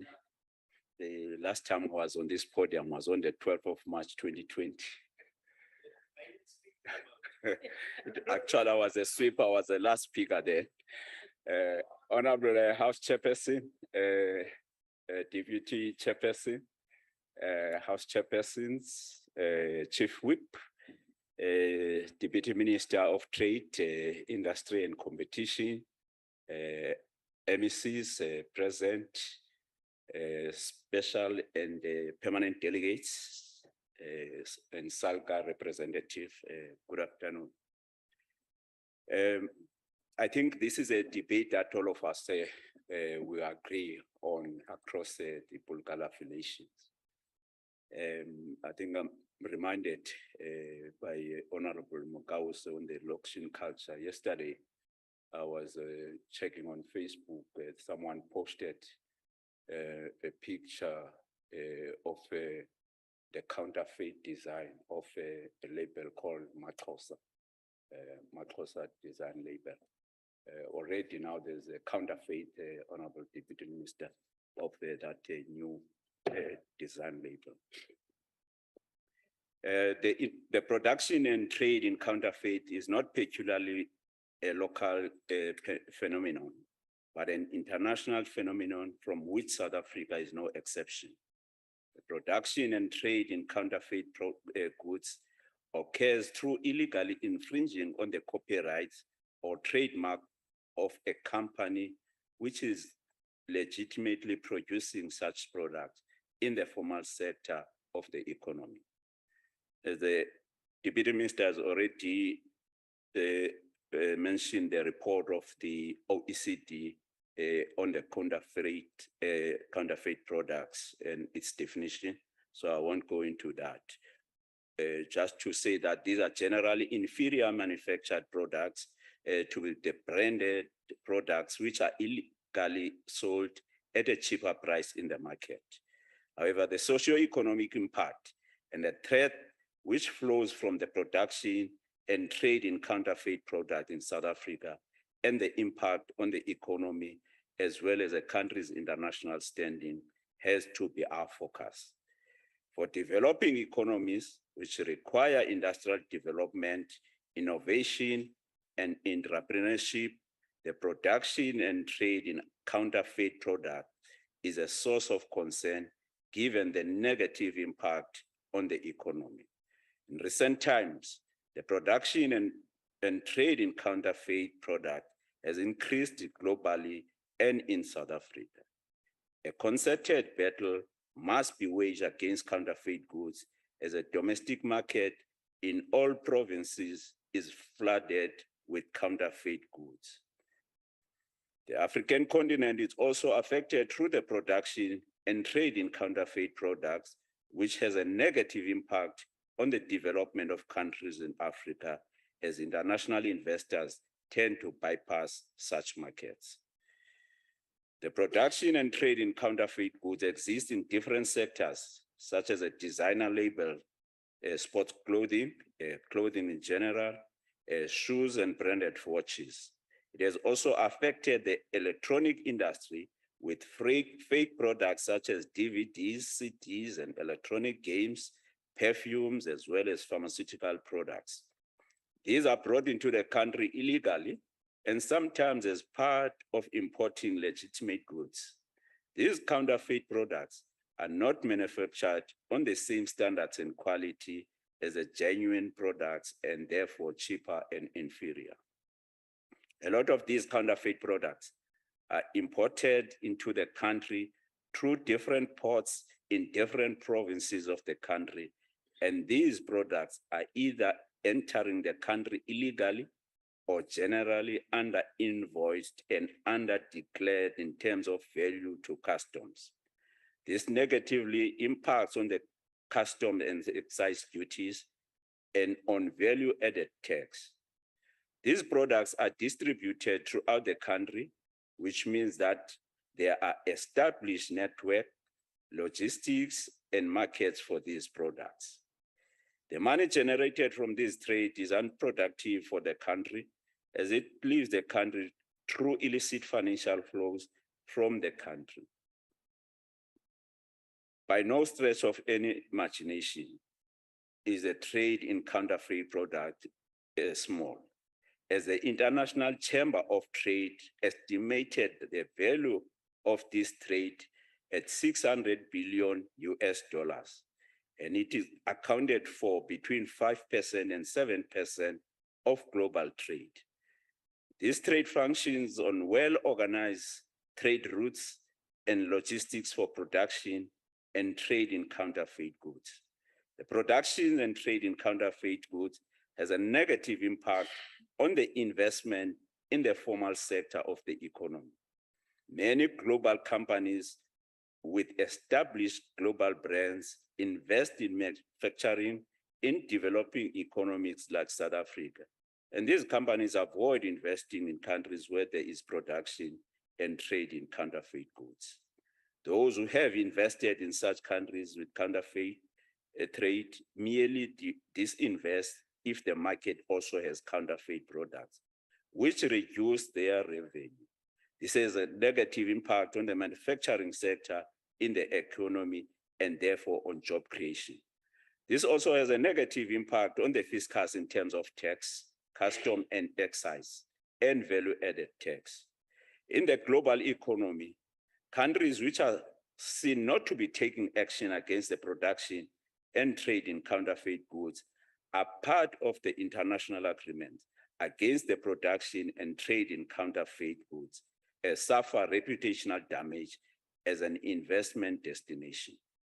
South Africa is and remains a good destination for investment, and it is imperative that there is a concerted struggle waged against production and trade in counterfeit goods. The production and trade in counterfeit products stifles innovation and entrepreneurship in the domestic economy. The country needs to attract innovation, technology, entrepreneurship, and investment in the manufacturing sector in all provinces as part of the economic reconstruction and recovery plan. Africa as a continent has been prone to the production and trade in counterfeit goods. The production of counterfeit goods has occurred locally and imported. Countries in Africa have been negatively affected by production and trade in counterfeit goods. This is largely due to the weak manufacturing base in Africa and porous borders. Border controls on the continent are porous, which enables the movement of counterfeit goods and illicit financial flows through different ports in different countries on the continent. This leaves many countries with less revenue to implement social development plans, such as schools and hospitals. All countries on the continent have started to tighten controls and restrict production and trade in counterfeit goods on the continent, as there are major revenue and developmental impacts on the countries on the continent due to the trade in counterfeit products with its associated illicit financial flows. An OECD report a while ago suggested that counterfeit clothing, both fashion and sportswear, is very prevalent in Europe, as the Honorable Deputy Minister was indicating. A common unique technique is to import plain clothing and attach labels in one EU member state and then release the products for sale in another member. It is important that in the context of African continent and the African Free Continental Trade Agreement or area, that the production of counterfeit goods is not allowed to occur and released for sale in another country on the continent. It is clear that AFTA will enable investment on the continent and ensure development of primary industry and beneficiation of resources on the continent, which will give rise to manufacturing sector from both the mineral and agricultural sectors. Therefore, this progressive development should not be marred by production and trade in counterfeit goods.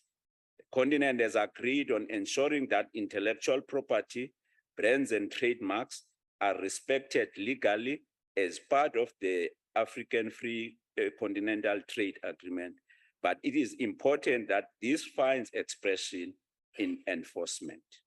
The country and continent must have a positive impact on trade and export of products which are domestically manufactured to ensure local and continental economic development. The production and trade in counterfeit goods is largely a cash-based activity, and there are vast sum of cash associated with the production and trade in counterfeit products, which is not part of financial or tax system to the detriment of the country. This activity by its nature produces illicit cash flows in the countries where it occurs, and also illicit financial flows out of the country through illegal foreign exchange transactions. This means that the country loses out both at the level of economic development through investment in productive sectors of the economy, as well as through a net illegal outflow of cash, which impacts on the financial system. This reduces the value of economic activity in the economy and does not bode well for job creation in the provinces. In conclusion, Honorable House Chair, legislation dealing with counterfeit products is in place in South Africa and requires being implemented and strictly enforced. This becomes more important in the context of developing local industrialization and beneficiation through the economic recovery and reconstruction plan.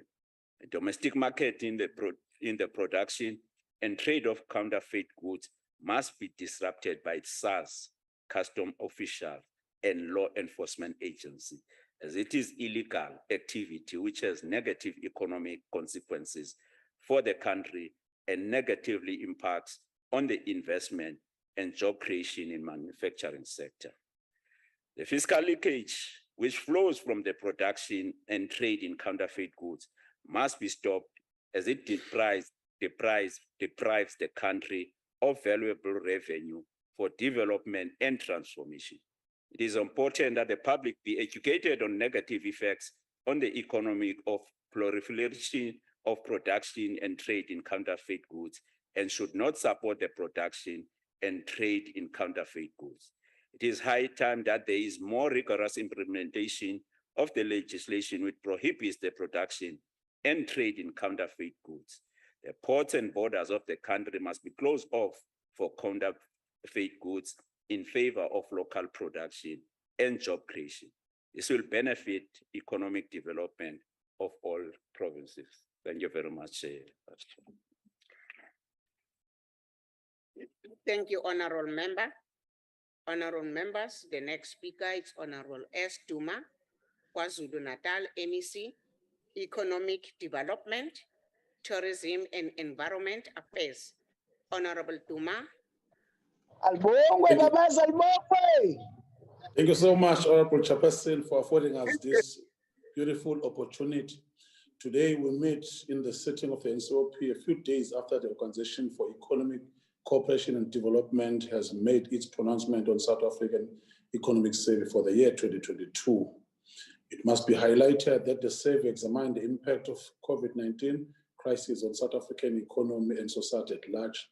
The survey also proposed reforms they have to be implemented to overcome long-running economic structural weaknesses and measures that will raise the standards of living for the population. As Chairperson, as we debate and present today the question of the flow of goods, in particular counterfeit goods in our economy, I agree with the entire colleagues that have presented before us. We do in the context of the global supply chain, both in the local economic environment and very world at large.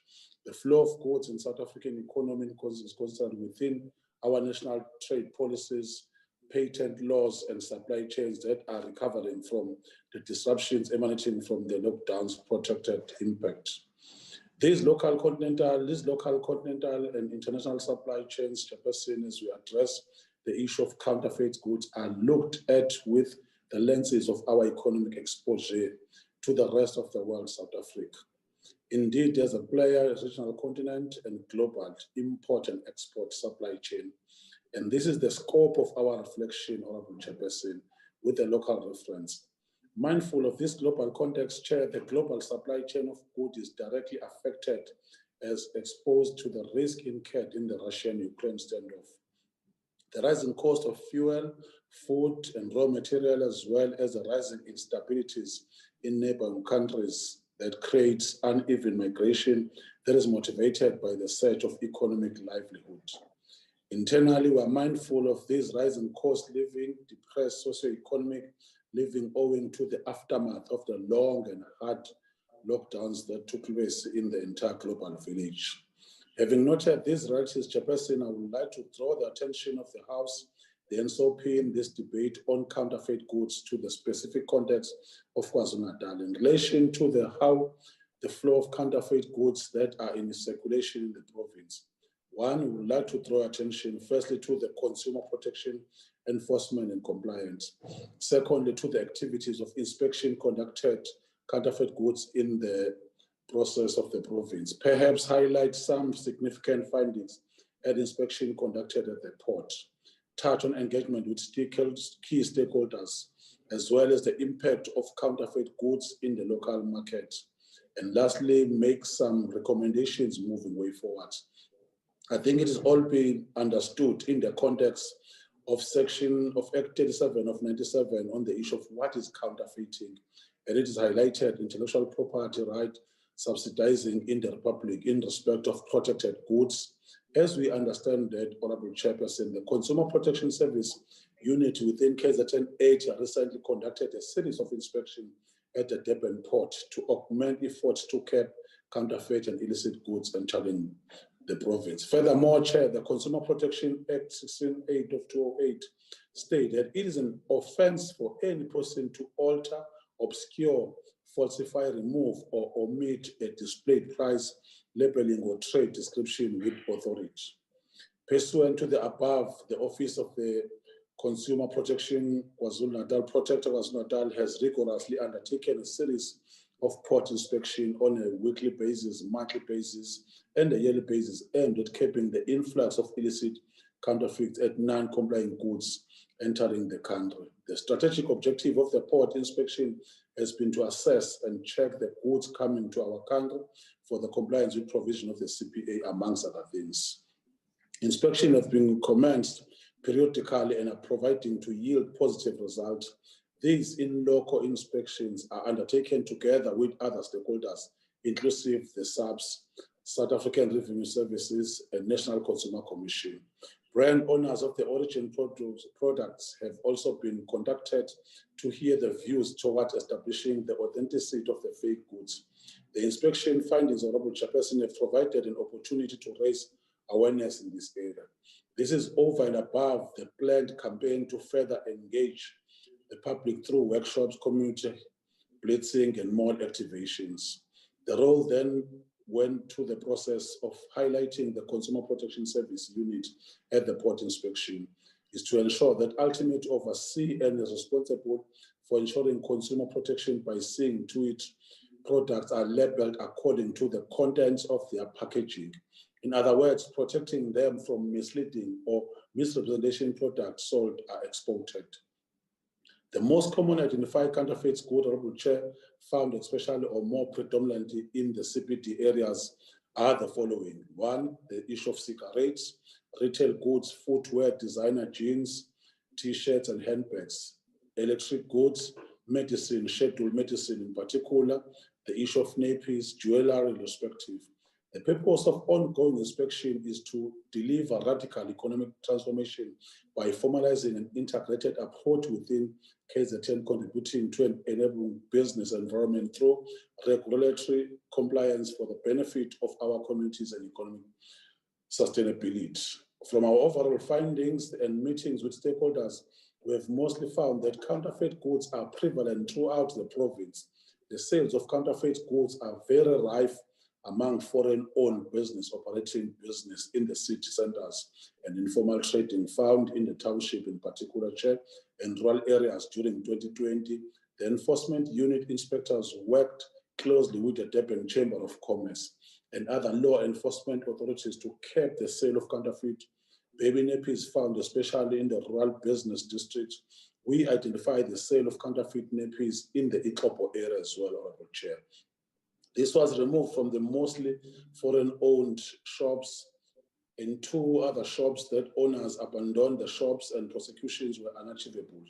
The brand holder attorneys pursued further private investigation, but with inconclusive findings, and the masterminds were believed to be untraceable foreign nationals as we speak. Inspection conducted on counterfeit goods in the province. We proceed, Honorable Chairperson. The following port inspections were concluded and conducted at the Durban Harbour with an NCC during the financial year 2021-2023. A total 50 compliance notices were issued to the NCC. Some of the counterfeit goods that were discovered during the joint operations were seized by SAPS members in conjunction with brand attorneys from there.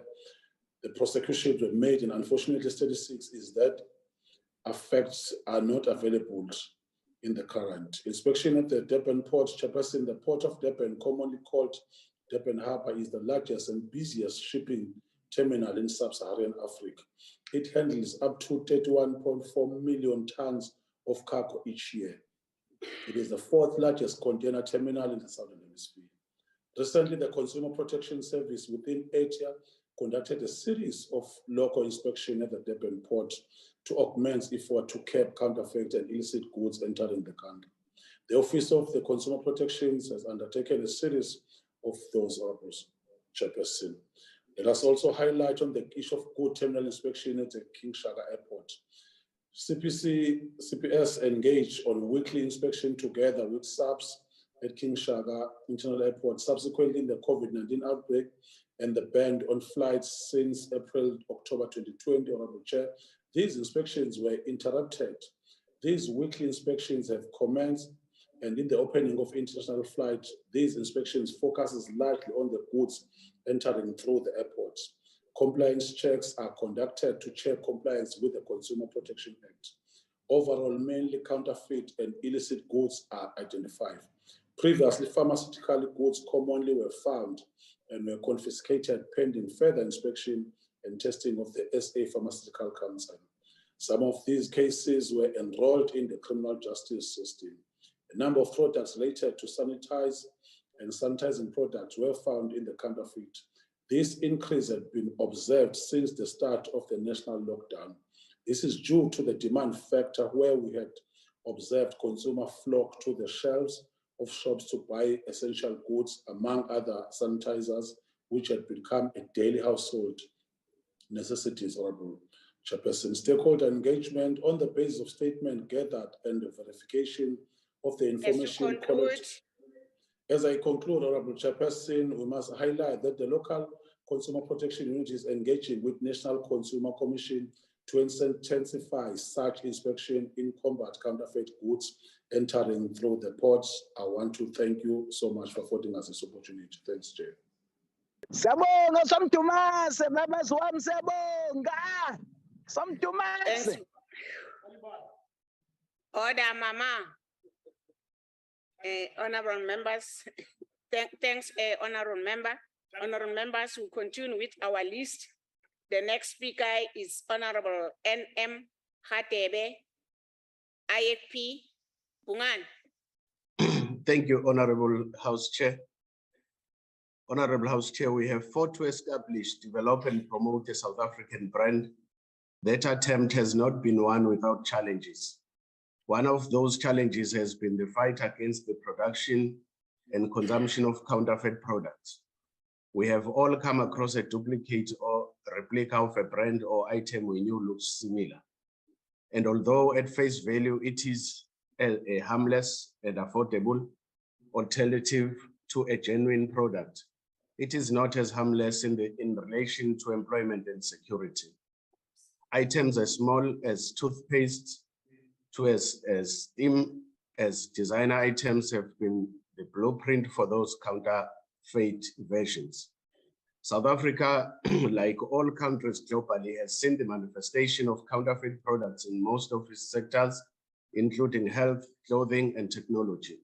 The manufacturing, distribution, and buying of counterfeit products has and continue to have adverse effects on genuine and meaningful entrepreneurship, and also destabilizes the foundation on which businesses and the development thereof is built. They have crippled and displaced many businesses and economic activities, impeding on our ability to foster industries based on genuinity and originality, and compromises the integrity of legitimate trade systems, and ultimately discouraging the very much needed investment which contribute to job creation and opportunities.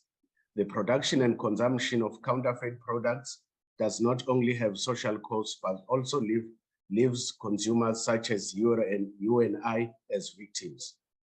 Illegal trade markets exist in vacuum that cannot be regulated, meaning no tax can be collected from any activity taking place there. The country, government, and our people has lost out on about 250 million worth of taxes a day in illicit trade. This is 250 million that could potentially have contributed to providing basic services in the Eastern Cape and or adequate housing in the KwaZulu-Natal. In a country such as ours that has a 34% unemployment rate, we cannot afford to lose any more tax revenues from these illegal channels. Yes, it is convenient and affordable to go to shops which offer goods at a lower rate than reputable stores. However, it is also bargaining with our lives to consume those products.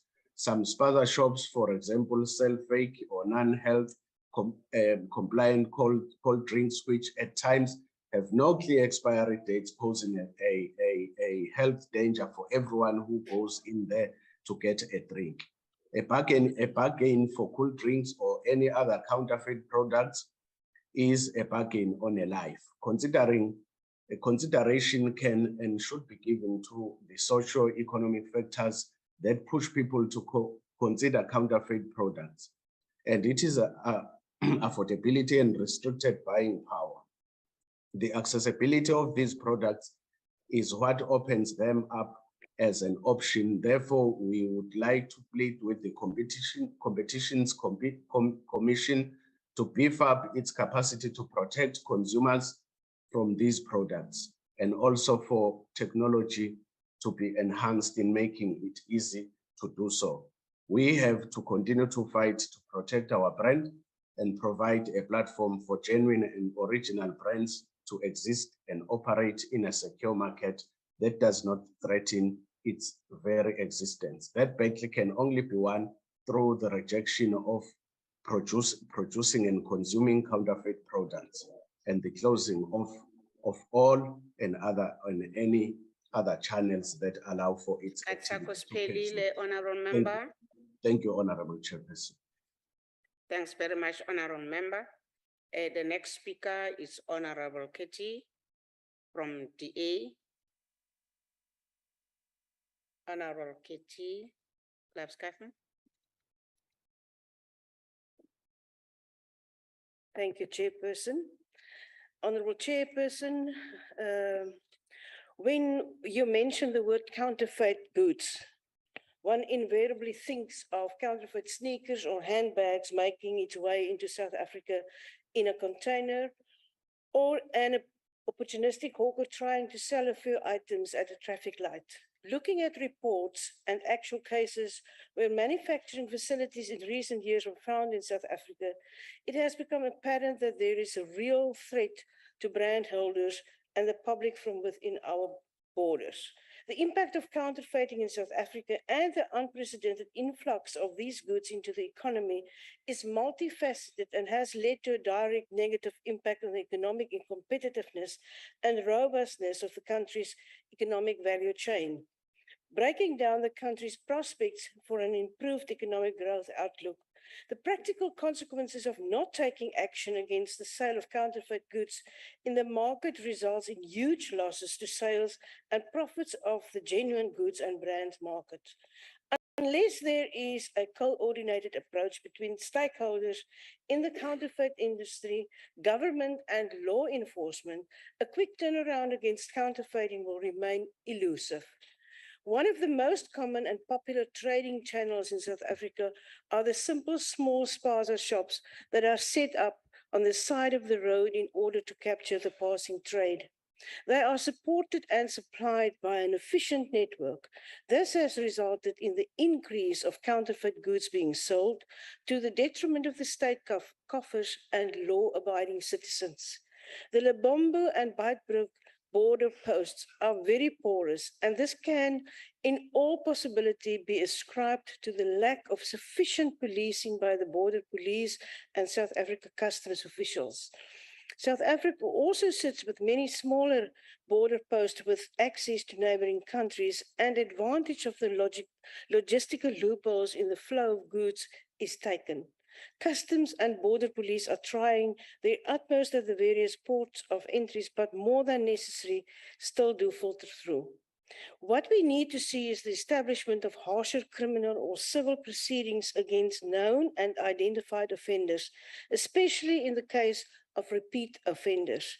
Continued prosecution of offenders will build a value precedent and will furthermore send a clear message to these offenders on the severity and the consequences of dealing in counterfeit goods. One of the largest concerns is the existence of counterfeit goods in the health market, which is posing a massive risk to the public as pharmaceutical, including veterinary medicines, medicinal, and food industries are increasingly being targeted by counterfeiters who deal in inferior and in some instances, toxic counterfeit goods. The revenue risks, including leakage through the smuggling of tobacco, alcohol, and motor parts, which are highly taxed goods, as well as the security risks, which includes terrorism, proliferation of weapons of mass destruction, trafficking of small arms and explosives, are adding to the grave possibility of the grey listing of South Africa, as monies are taken out of the formal fiscal system and lost to the economy, especially for tax or government collections.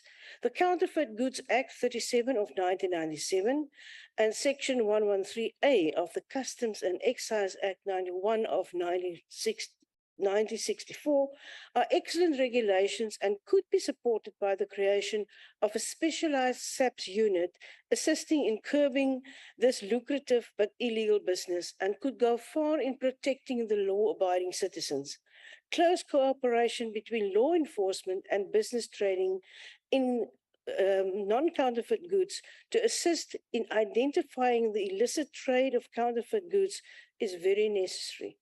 The assistance of the Department of Trade and Industry can also be called in whereby the department shall appoint an inspector to lodge an investigation should it be found that there has been an infringement on their intellectual rights. The trademark owner can request the assistance of the South African Police Service for criminal action to be taken against the offenders.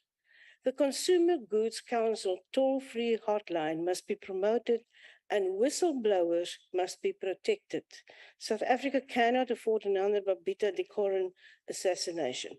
Honorable Deputy Minister, in conclusion, with oil and commodity prices skyrocketing due to the Ukraine-Russian war, it can be expected that more counterfeit goods dealers will move to take their sourcing activities in-house and start their own manufacturing enterprises. And I call on you to reach out to all departments and private sector involved to work on a mandate to protect legal branded items and minimize the entrance of illicit products into our country. This is not an easy task, but with cooperation of all stakeholders, this war can be minimized or won. I thank you. Thanks very much, Honorable Member.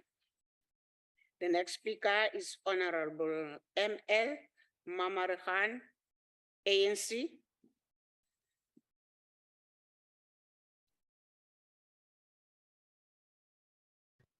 Thanks, Honorable Chairperson, and good afternoon, Deputy Minister. Honorable Chairperson, in recent years, there has been a proliferation of the production and trade in counterfeit goods, which has had a negative impact on the economy of the country. This practice of producing and trading in counterfeit goods is not a particularly South African or African problem, but an international phenomenon which with negative consequences for the development of the domestic economy, especially in terms of ensuring the development of a manufacturing sector in the country. There are many negative consequences for the country allowing the production and trade of counterfeit goods. This has an impact on foreign and domestic investment in the economy. It encourages fiscal leakage, which deprives the fiscus of revenue, which impacts negatively on government development plans to ensure transformation. More importantly, it negatively impacts on local industrial and job creation.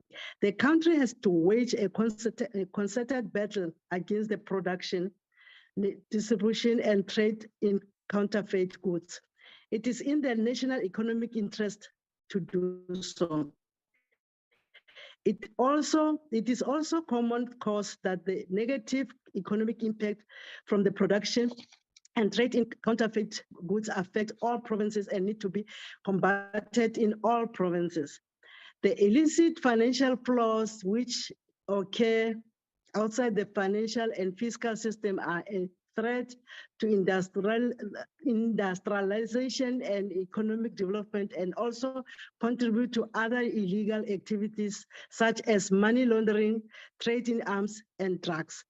This does require a more concerted and proactive effort on the part of our government and governments in the region and on the continent. A country's reputation can also be negatively affected by multilateral international trade, and finance institutions as not doing enough to combat the production and trade in counterfeit goods. For all these reasons, it is important that the trade in counterfeit goods is combated in all its forms and in the different sectors in which it thrives. Our point of departure must be legislation and its enforcement, as well as the implementation and enforcement of the regulation. The country has effective legislation which deals with counterfeit products, and this legislation is based on international standards.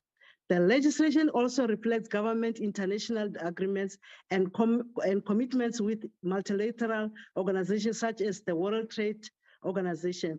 The key legislation is the Counterfeit Goods Act 37 of 1997. This act needs to be read with the Customs and Excise Act 91 of 1964. This legislation is geared toward protecting the intellectual property of the owners in terms of trademarks and copyright and ensures that SARS Customs plays a role in the policing and combating of counterfeit goods. Our legislation declares that the production and trade in counterfeit products is illegal and is an offense. Moreover, the country has world-class trademark and intellectual property protection laws, and the registration of trademarks and intellectual property is in accordance with the best international practice, and this is enforceable in law in the country. SARS Customs, prior to the outbreak of the COVID-19 pandemic in 2019-2020, conducted 1,301 counterfeit goods seized to the value of 1.1 billion rand. This is no small amount, but there is still proliferation of the production and trade in counterfeit goods. According to SARS, the proliferation occurs as a result of counterfeit goods finding their way into and out of the country through the same trade supply chain used to carry legally trade goods. SARS Customs and Excise at all border points and ports of entry into all border points into the country are the first line of defense against counterfeit goods, and the officials are legally empowered to seize such goods. Honorable Chairperson, the offensive is important as counterfeit goods are a threat to the country and economy in many ways. South Africa has international trade agreements that recognize trademarks and copyright, and therefore the production and trade in counterfeit goods are a threat.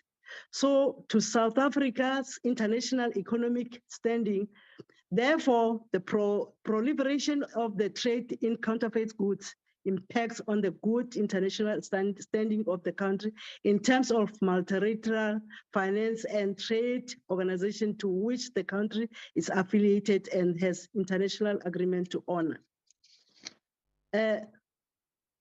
Honorable Chairperson, the finance generated from the production and trade in counterfeit goods are part of illegal financial flows from the country and is part of large-scale money laundering.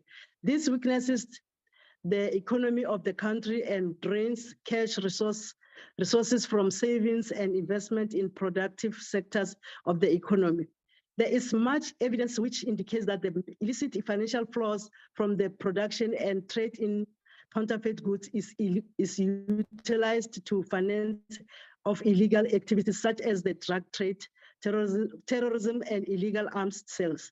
South Africa should not fall victim to such illegal activities, and that harms the economy of the country and the continent. Honorable Chairperson, the production and trade in counterfeit goods impacts on the profitability of the companies which operate in the formal sector of the economy, which means that the country benefits less from the operation of these companies in terms of tax and job creation. Therefore, the production and trade in counterfeit goods is a threat to the economic development of the country. Global manufacturers operating in South Africa which manufacture branded products for the domestic market and export are placed under threat due to the trade in counterfeit goods, which distorts the market for the sale of genuine products.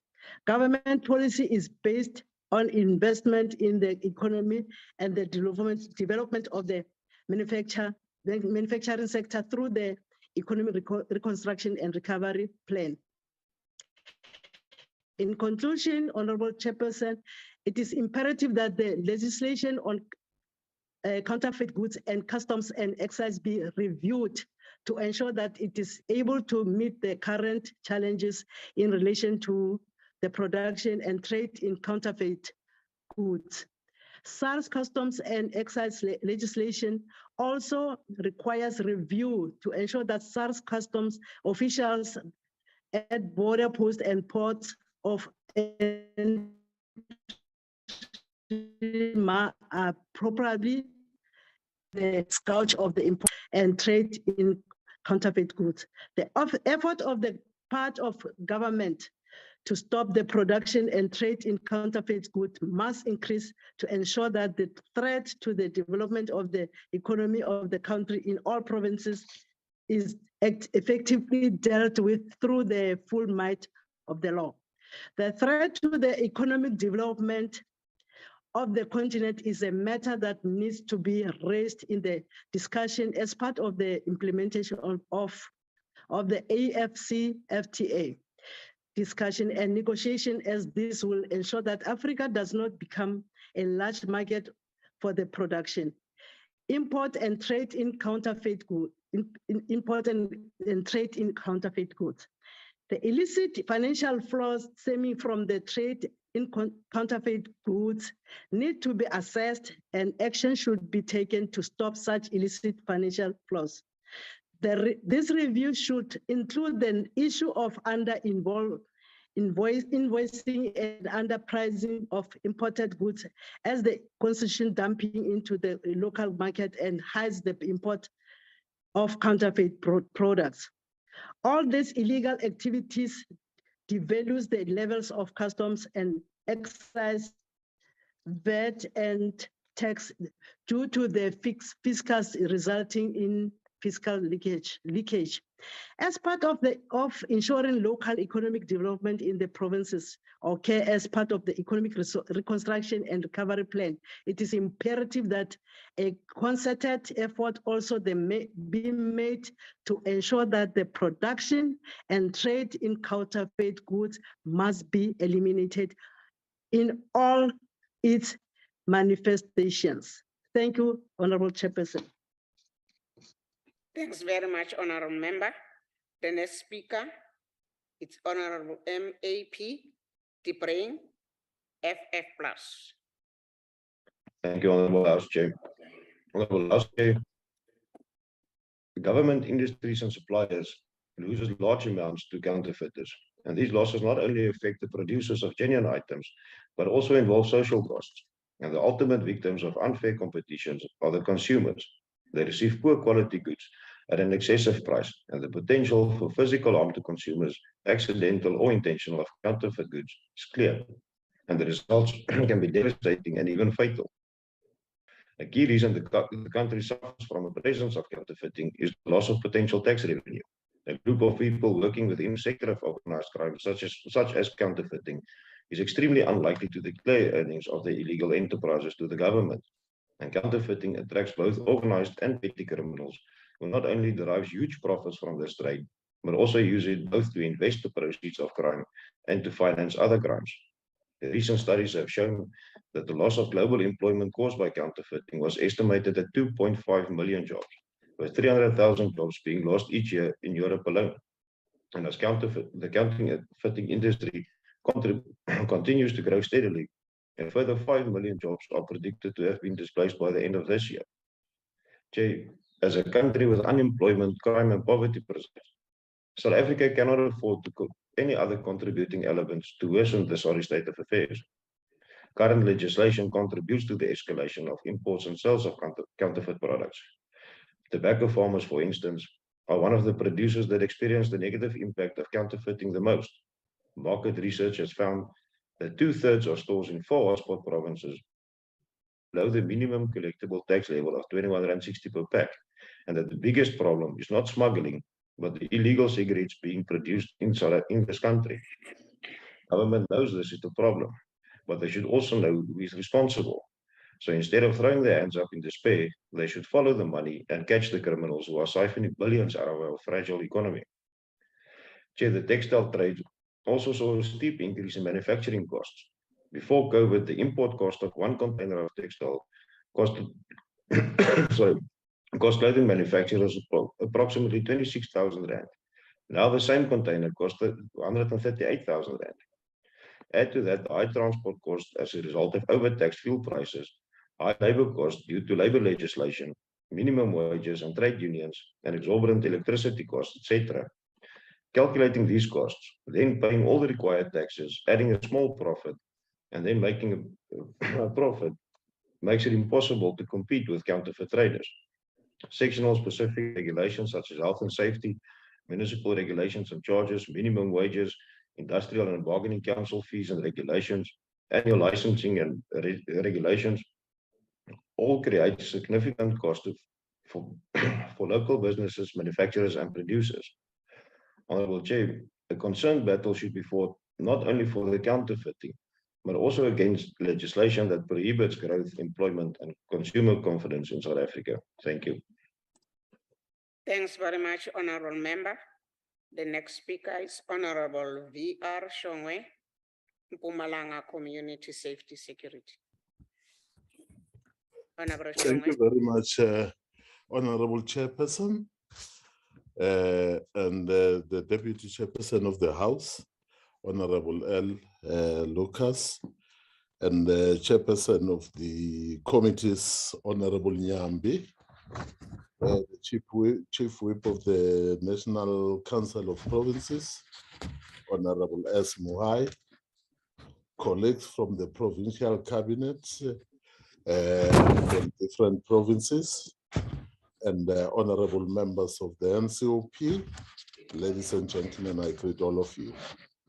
Honorable Chairperson, it is indeed an honor and a privilege to partake in this debate, a very important debate that talks about the economy of our country, a matter that does not need us as honorable members, whether we come from any political party, but to look at it from the perspective of trying to address the challenges that we are facing as a country. South Chair, Africa. on a point of order.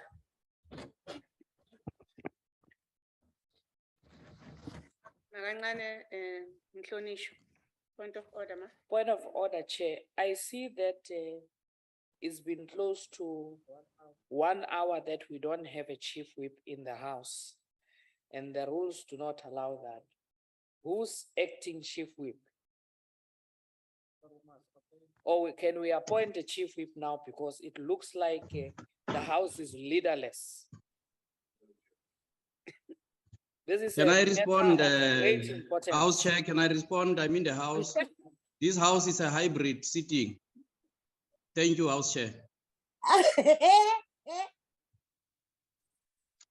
Thanks very much, Chief Whip. You've got the answer.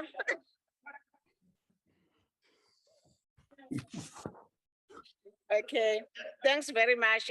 The Chief Whip is in the house. Can you continue, Honorable Member? Thank you very much, Chairperson. South Africa is a global player, remains directly impacted by the stage of the Honorable members. production. Continue, Honorable Shongwe. Thank you very much. I was saying South Africa is a global player, remains directly impacted by the sketch of the production and trade in counterfeit products in our country. Considering that we attained our democracy a few decades ago, we are relatively young to other countries in the globe.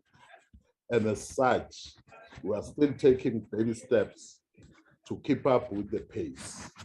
It is for that reason that some people around the globe see South Africa as a playground of counterfeit goods and all manner of criminal activities, which also includes, our borders, especially those provinces that are bordering with your countries like Eswatini and Mozambique, which is us, and other provinces. Counterfeit goods find their way into and out of the country through the same trade supply chain used to carry legally traded goods.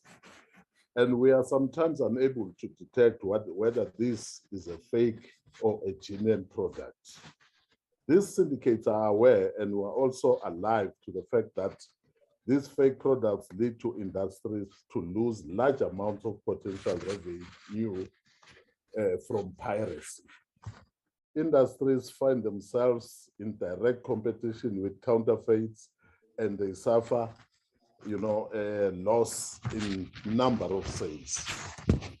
When the country, as well as most countries in the world, were under the lockdown because of COVID-19, these cartels saw an opportunity to smuggle counterfeit goods into our country. These losses not only affect the producers of genuine items, but they also involve social cost, and the ultimate victims of unfair competition are the consumers by receiving poor quality goods as cheaper price and sometimes exposed to health and safety danger. Government lose out an unpaid tax and loss of foreign exchange, and we cannot afford that the loss out and direct foreign investors as a country. So I want to thank Honorable Chair that we must enforce, lot of laws that will be able to assist us to fight this particular matter. We need to refrain a bit, to go to our different political corners and want to use this particular topic, for politicking. It will not assist our country. This is our country for all of us, whether you are a leading party or you are in the opposition side. Incur cost in enforcing intellectual property rights, cause export losses, which in turn implies both job losses, missed sales opportunities, unfair competition for legitimate trade, undermining government's effort to curb corruption, counterfeiters in the market discourages investment in our country. And we must strive, all of us, to make sure that our country is stable. There's a stability in our country so that our investors can, feel safe to invest their money into our country. The trade in counterfeit goods is also related to other criminal activities, such as money laundering, trafficking of small arms and explosive, and terrorism. This high level of fake goods can be attributed to a number of factors, such as advances in technology, increased internal trade, emerging markets, and increased share of products that are attractive to copy, such as branded clothing and software. For example, the theft of original ideas is the worst form of robbery in the fashion industry. And see it a day in and a day out as auspicious occasions. Where do we need to go to resolve the scourge of counterfeiters in the market? The following measures need to be looked at, Honorable Chairperson and members. Significantly reduce illicit trade incidences, improve tax and customs compliance, substantially reduce corruption and bribery in all its forms, strengthen national and regional international partnership to improve all legislative enforcement capacity and capability, strengthen recovery and repatriation of stolen assets and combat organized crime, increase criminal convictions rate. All of us as political leaders have a duty to fight the socio-economic impact and the threat of production and trade in the counterfeit. I am certain, Honorable Chairperson, that through our determined and collective struggles, we shall overcome. We were resolute in our fight against apartheid, and we can fight the economic battle and win it. Once more, Honorable Chairperson, I thank you, the most sincere privilege to be part of this debate, and all the honorable members, and acknowledge the topic that you have put in front of us. It makes us more wiser, it makes us to provide leadership, and it makes us to be sober as members of parliament and members of cabinet. Thank you very much, Honorable Chair. Thanks very much, Honorable Member. The next speaker is Councillor LJ Mujapilu Salga. Honorable Mujapilu. House Chairperson, Deputy Minister, honorable members of the NCOP, special delegates, fellow councillors, I greet you all. First and foremost, SALGA as the mouthpiece of local government expresses its sincere appreciation to the NCOP for bringing this important topic to light. The proliferation of counterfeit trade continues to strangle the legitimate businesses and the South African economy at large. And we do not act now, and if we do not act now, the problem may slip out of our grasp. Illicit trade is one of the biggest threats to economic order and growth in South Africa. This threat affects various industries, which includes but is not limited to alcohol, cigarettes, electronics, media, pharmaceutical, food, and apparel. Illicit trade and the counterfeiting of goods rob the fiscus of taxes, and in so doing, impairs the government's ability to serve the citizens of South Africa effectively. Besides negatively affecting the brand reputation and costing millions of lost revenue, counterfeit goods also increases the cost of doing business, impact jobs, erode consumer confidence, inhibit business growth, and result in lost productivity and investment, including foreign direct investment. In the South African context, at least, a large number of people are brand conscious, but are unable to afford the authentic products due to economic circumstances in part, leading to them purchasing these goods in the illicit market. Honorable Chair, the true cost of counterfeit goods to the economy is simply staggering. According to the Consumer Goods Council of South Africa, CGCSA, it is estimated that counterfeit accounts for as much as 10% of South African economy. The counterfeit market poses a serious threat, not only to the economy, but to the consumers of these products, specifically as it relates to food and beverages and skincare products. Honorable Chair, we believe the following reasons are enough to make a case of what the country should be doing in clamping down hard on this counterfeit economy. The principal reason is that counterfeiting results in loss of revenue for the brand that is being imitated. Simply put, when counterfeiters sell a product that looks like the same as the original, but at a lower price, the authentic brand is likely to lose sales and a market share. Not so long ago, consumers were able to easily identify fake products. Now, explosion of e-commerce and social media, the lines between real and fake are much more blurred. The counterfeit food and beverages specifically pose a serious health risk to the consumers, as the contents of these products are unknown and not verified by the relevant authorities. In many cases, vulnerable and bargain-seeking consumers are often led by the below market prices, oblivious to the underlying and often fatal health risks. Counterfeiting makes it more difficult for local authentic manufacturers to remain competitive, forcing them to close down and resulting in loss of jobs. Counterfeiting deprives government of tax revenue that could contribute to much needed service delivery and socio-economic development. In cases of imported counterfeit goods, government loses potential revenue in the form of import duties.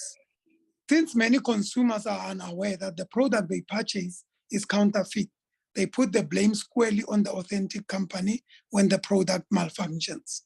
This results in the consumer losing trust in the brand and consequences that they might not purchase from the retailer in the future. Marketers and brand owners spend vast amounts of money and marketing budgets building the brands over many years, and counterfeiting undermines these efforts and investment. Also, companies are forced to spend immense sums investigating counterfeiters and their products that may be crippling their brands and organization. Honorable Chair, even though Section 19(1) of the Counterfeit Goods Act, Act 37 of 1997, makes provision for penalties against the perpetrators who knowingly trade in counterfeit. This is clearly not enough to a deterrent to stem the tide of the illicit market. There may be a need to review the effectiveness of the minimum prescribed fines to ascertain the extent to which they have been useful instruments to curtailing the rising wave of counterfeit market. Also, the powers afforded to the Commissioner of Customs and Excise in terms of Section 15(1) of the Act to seize and detain counterfeit goods should be supplemented by a more simplified, seamless and streamlined process instead of the current protracted and bureaucratic one. When all is said and done, Honorable Chair, it is effective implementation of the Act that will assist us to make a dent in the production and trading of counterfeit goods. And this must be accompanied by effective intergovernmental cooperation at all levels. House Chairperson, one of the most glaring cases of poor enforcement of the counterfeit laws is in the townships, where as a consequence, we have witnessed a deterioration in relations between locals and foreigners. While the attributing factors are many and complex, one of them is due to the fact that foreign traders have access to cheap counterfeit goods, which they underprice, much to the detriment of the local businesses that rely on authentic brands. This leads to foreign shops flourishing and local ones being forced to shut their doors. And with this, the seeds of conflict are planted. It is local government that must bear the aftermath of these conflicts, which often spill over to service delivery protests. Therefore, as local government, we are heavily vested in defeating the illicit trade, which in turn we believe will contribute significantly to socio-economic stability at local level. Honorable members, Section 1521 of the Constitution implores local government not only to promote social and economic development, but a safe and healthy environment. In the case of illicit trade, both these provisions are applicable as the illicit market has a detrimental impact on economic development, while at the same time threatening the safety and health of the citizen.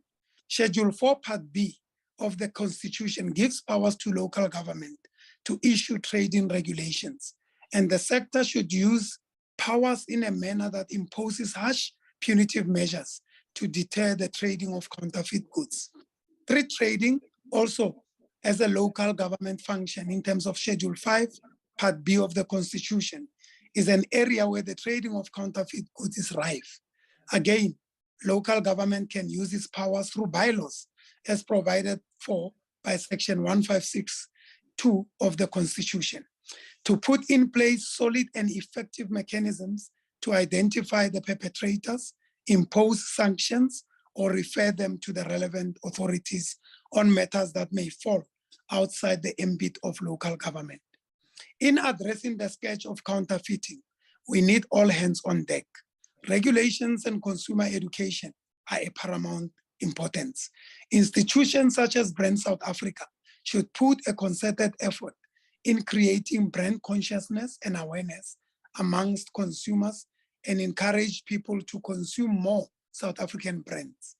It is also proposed that joint operation centers be established, especially in high-risk areas, such as international border towns that serve as ports of entry, as well as seaports, towns, and cities.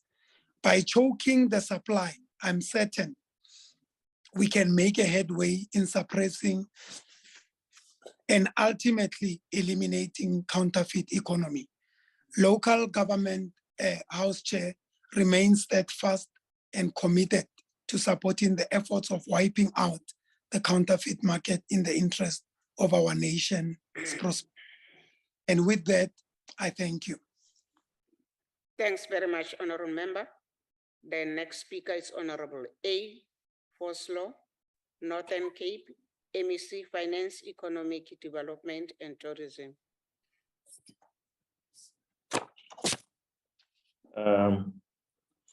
Honorable Chairperson of the session, Honorable Ministers present, members of the NCOP that is present in this gathering, ladies and gentlemen, it gives me great pleasure to address this august House in the debate on the socio-economic impact and threat of the production of and the trade in counterfeit products. Honorable Chairperson, counterfeit products are manufactured and sold in economies or in markets where they go unregulated in order to escape normal tax and tariff payments. They also expose consumers to health, safety, and quality risk, and levy cost on society at large in terms of employment and crime. This six administration's commitment to improve border management and control to mitigate the socio-economic impact of these products in our economy is unmatched. During the past few years, we have demonstrated our full commitment to various government departments and agencies involved in border control and security to establish an integrated border management agency, accentuating the focus on intergovernmental cooperation.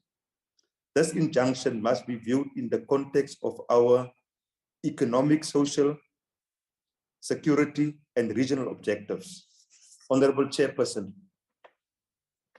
the National Development Plan provides the strategic framework to put our economy onto a new growth trajectory with a strong emphasis on lowering the cost of doing business in South Africa, improving our competitiveness and exports, and linking our products with other emerging markets. To achieve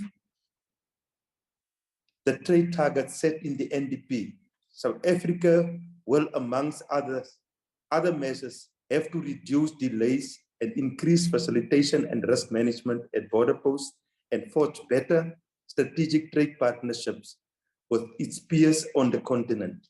This must include plans to harmonize customs and immigration, efficient and risk manage customs procedures at border posts, for example, which reduce the cost of moving goods is a key barrier to greater regional integration. The cooperation of the private sector and adequate integration in their processes will enable border authorities to process their imports and exports faster and to manage the movement of people and goods across borders must strike the ideal balance between trade facilitation and promoting tourism on the one hand, and managing security threats and protecting our local economy from illicit and counterfeit goods on the other hand. In essence, this calls for a balance between service delivery, risk management, and compliance. As a vigilant state, this should be our response to the threats and opportunities facing our country in terms of this particular challenge.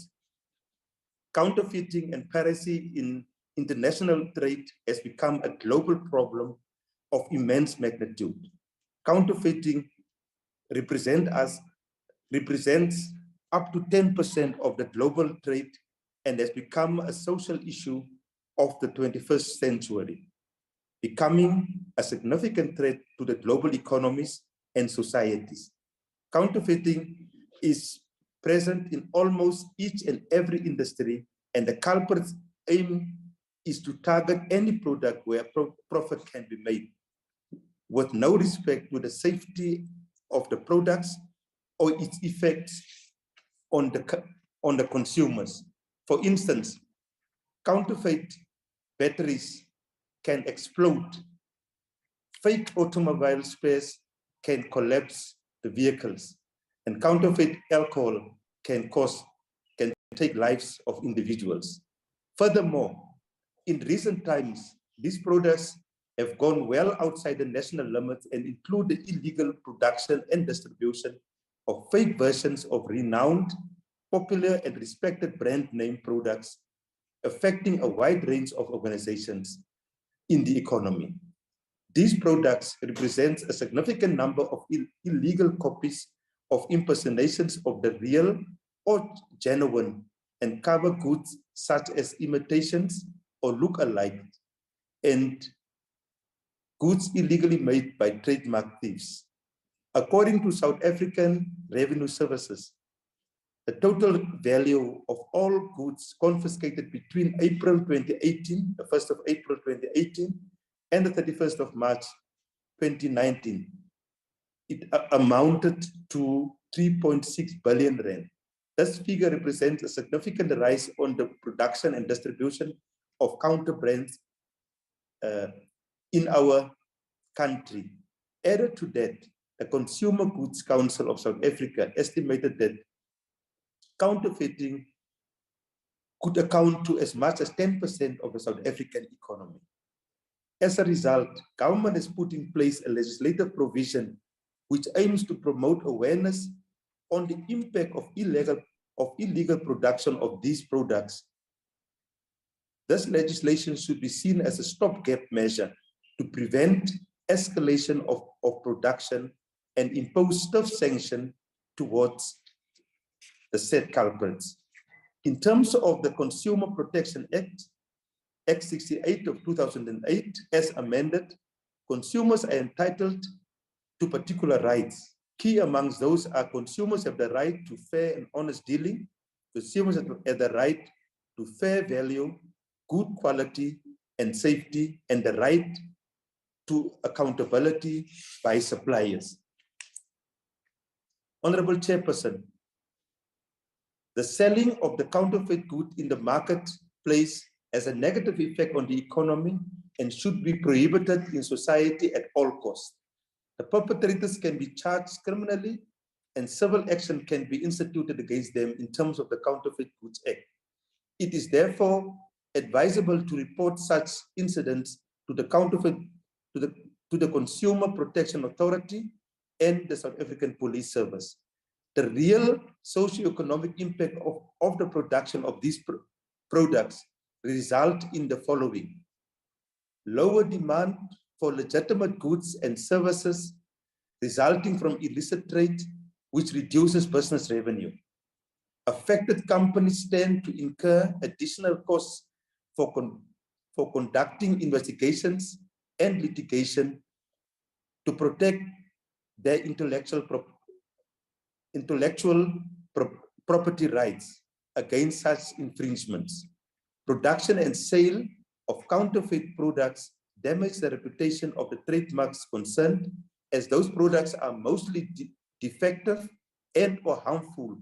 And this problem is particularly acute for small and medium-sized enterprises. Consumers buy worthless products which drain their pockets in exchange of value for no value, thus losing their hard-earned money and become the victims of deceptive practices. The quality of the products are inferior, thus making them unusable or ineffective. Counterfeit products are also harmful to consumers, as they are often produced without due regard to the health and safety standards applicable. The decline in the sales and profits of the genuine companies whose products are copied finally result in job losses. The production of these products discourages research and innovation, thus making it more difficult and economically unattractive to find the solution to some of the most pressing challenges faced As by you modern society. conclude, Additionally, public revenues are affected by unpaid duties and taxes, which would have been collected and used by socio-economic programs. As I come towards closing my debate, we wish to ensure this august House that we will leave no stone unturned, side by side with the business community and the South African police services, to ensure that we eradicate this scourge. Imposing strict security measures at all posts and entry will see our country be placed on a new threshold of excellence. We thank the Northern Cape Consumer Protection Authority for their cooperation in living up to its mandate of putting the interests of consumers first, and hope that they will reach our all corners of the province and provide excellent your services. time is finished, Honorable Member. Thank you. Thanks very much, Honorable Member. The next speaker is Honorable D. Ryder, DA.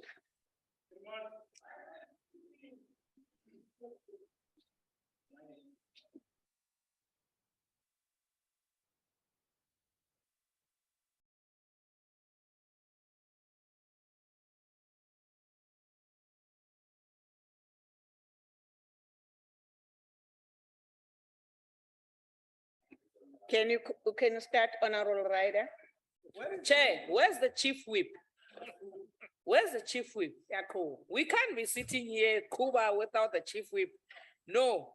Where is the chief whip of the NCOP? He's hybrid. Honorable I don't think it's fair, Chair. 14 Honorable Member.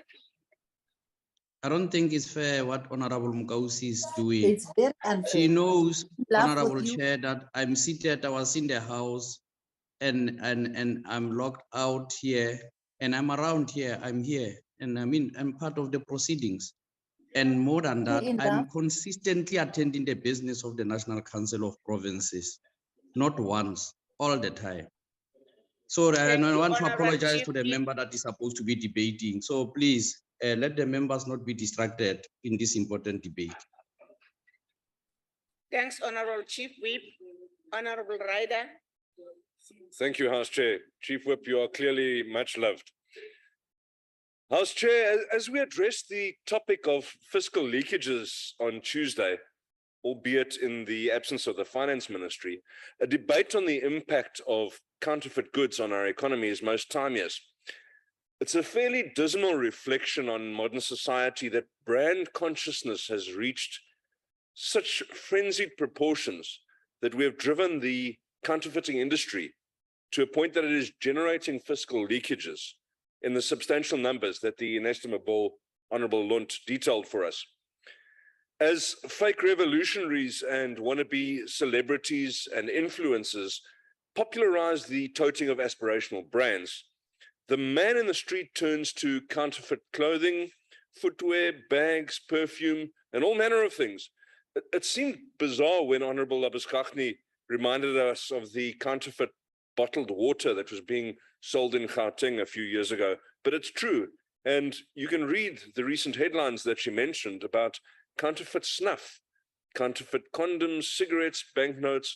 The list is extensive, and that's only what has been stopped in the last 6 weeks. Indeed, counterfeit condoms. This shows us the value of brands, that people will go so far as to copy a brand name to sell a product for a higher price. It's confirmation that the brands should indeed be protected. Honorable Mokahuse gave us the background of Lokshin in a very good speech today, and it makes it personal for us. These are the people that we know and we celebrate, and they're the ones that are being impacted by counterfeiting.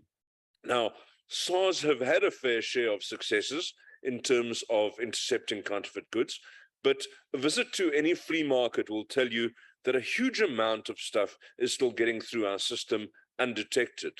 And with the new Border Management Authority totally off to a shaky, indecisive start, there appears to be no real hope on the horizon for us to stop counterfeiting, importing anytime soon.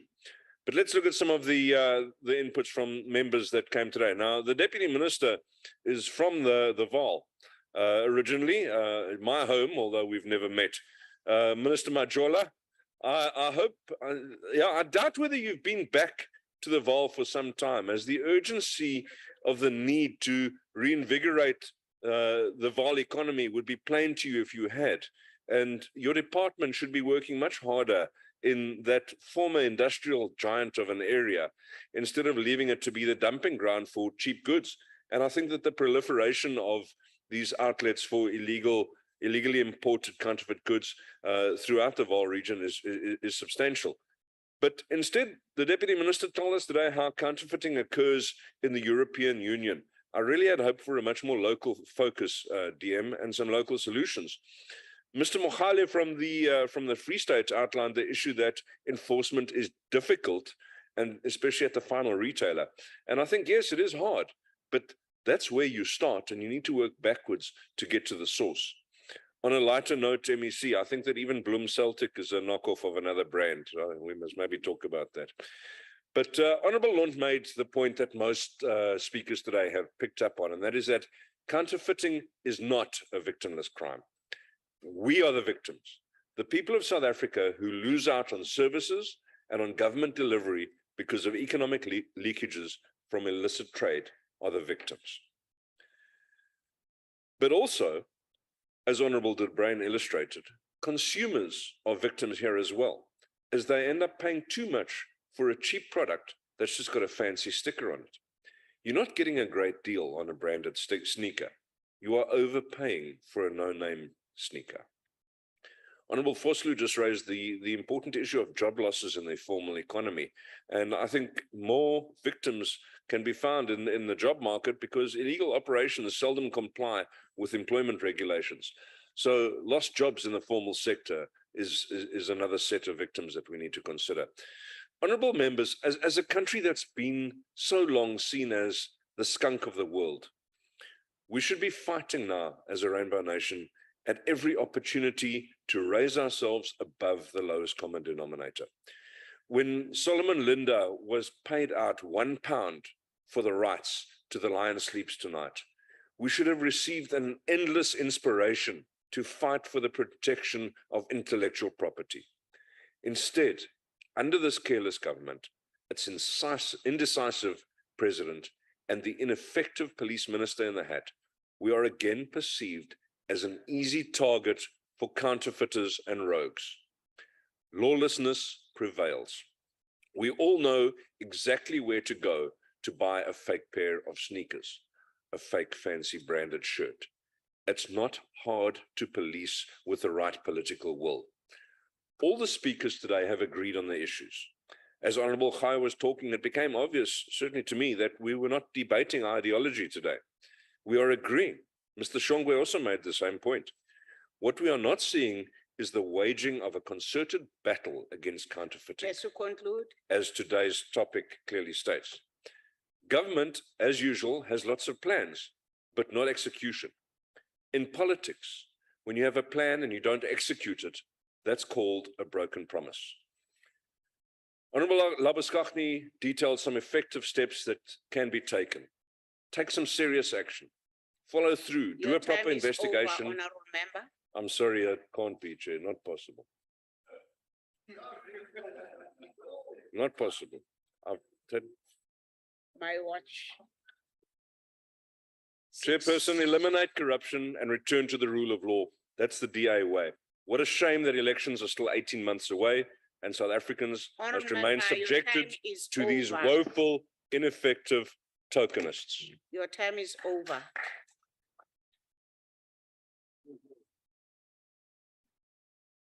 Thanks, Honorable Member. The next speaker is Honorable M.K. Moimang, ANC. Chairperson, can I just check, are you willing to go and do a timing and come back to us and apologize if we didn't use the full-time allowance? Honorable Member, the time is in front of me. When it says 00, then it's 00. Yes. There is the time next to me. Honorable Chairperson. I don't do on my head. House There is a Chairperson. time for me.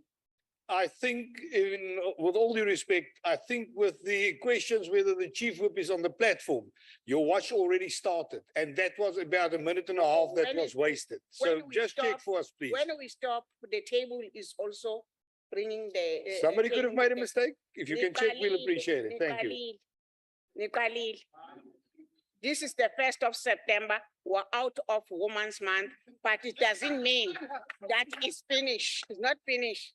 Don't start. Don't start. If you are so hostile, maybe we Don't should have a start, men's don't month, start. Honorable We're still on Chairperson, Women's because I feel quite attacked by you now. I just asked you a question. Can you see now we are busy with me, but the table is going to help me to put the time when honorable member starts. You must time yourself when you make your speech. Thank you. Can we start? Honorable Mimang, you can start. Thank you, Honorable House Chair. Already they took my 2 minutes, Honorable Chair, so please add that. Thank you. Greetings to you, Chair, and special greetings to members that are in the House and those that are in the hybrid. Indeed, from the most of the speakers, Chair, particularly from provinces, it is quite clear that the counterfeit goods is a national phenomenon. It cut across all the provinces. And indeed, we want to raise the fact that while there is much less domestic production of counterfeit goods in most countries these days, as most of the counterfeit goods which reaches the market are imported into the countries which are intended markets. And our country has not been spared of that. Counterfeit products, in terms of how we understand it, it has been correctly articulated, Chair. Therefore, I won't go into that. But like in other countries, the production and sale of counterfeit goods indeed has numerous ripple effects. And what is important is to note that it operates outside the legal framework, and therefore it harms the economies of the countries where it is prevalent. The countries has appropriate, and I think that we need to appreciate the role that the government is doing in terms of putting in place the necessary legislation and regulations to mitigate the impact of counterfeit goods. Also, what is also important is to appreciate the fact that based on the regulations and legislations that we have seen the SARS custom leading the war in terms of preventing the import of counterfeit goods at the border post or ports of entry into the country. And this has acted as a deterrent against those involved in the production and trade in counterfeit goods. However, it is important, Chair, to also note that the problem of the import and trade in counterfeit goods still continues, and it continues to have devastating impact in terms of our socio-economic impact. And what is important also, House Chair, is to appreciate the fact that given the impact of COVID, that's also worsening the low level of economic development and growth. The counterfeit goods has also exacerbated the situation, and therefore the worsening of our triple challenges of inequality, unemployment, and poverty. Of course, we appreciate the intervention that the government has done in terms of implementing the economic reconstruction and recovery plan to mitigate this low level of economic growth. The production and trade in counterfeit goods, due to its negative impact on the formal sector of the economy, only exacerbate these triple challenges. And also the production and trade in counterfeit goods occurs outside the legal framework and also the formal economy, and therefore makes no positive impact on the economy as it functions at the level of an illegal economy. However, also we need to point out that wherever the production and trade in counterfeit products occurs, there is also a low level of industrialization in that country, as a trade in counterfeit products and goods negatively impacts on the market for the domestic manufacture of goods. It reduces indeed also the revenue of the manufacturing sector in which the counterfeit products are produced and sold, which has negative impacts on the fiscals and negatively impacts on job creation. Clearly, the production of counterfeit goods also exacerbate the problem of deindustrialization and stemming from the contribution of various economic sectors in terms of its contribution to the gross domestic products. It is quite clear that this problem has led to the reduction of the contribution of the manufacturing sector from 21% to 12%. And this, if you compare it with other countries, manufacturing sector in most cases contributes at least 26% to the gross domestic products. Therefore, in the context of developing a manufacturing sector, as part of the economic reconstruction and recovery plan, it is important that we come with mitigating factors that will cushion this impact on the manufacturing sector. The country's reputation as an attractive investment destination is critical to ensure economic development and job creation, and therefore the production and trade in counterfeit products diminishes the reputation of the country as an investment destination.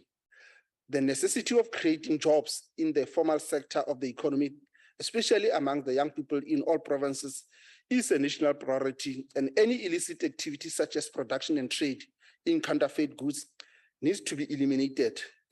We appreciate the role that was adequately articulated by the Deputy Minister in terms of the role that the DTIC is playing in order to double its success against the illegal trade in counterfeits. This they do in partnership with SARS. All international studies, even by the Organization of Economic Development, Cooperation and Development, indicate that the production and trade in counterfeit goods discourages investment in productive sectors of the economy. The production, distribution, and trade in counterfeit goods are run by well-organized syndicates. The trade in counterfeit goods results in the companies manufacturing paying less tax due to lower revenue, given the effects of counterfeit goods being traded in the domestic market against the genuine branded products. It is not only the private sector companies which is negatively affected by the production and trade in counterfeits. Government also is on the receiving end, particularly given the fact that this circumvent the payment of customs and excise duties because it is traded outside the formal sectors. Also, VAT is avoided. These operators in the counterfeit sector are also unable to declare their income to SARS for tax assessment due to the illegal nature of trading in counterfeit goods. This deprives government of critical revenue for funding development and effecting transformation for the majority of the population in this country, as government has less revenue for critical development.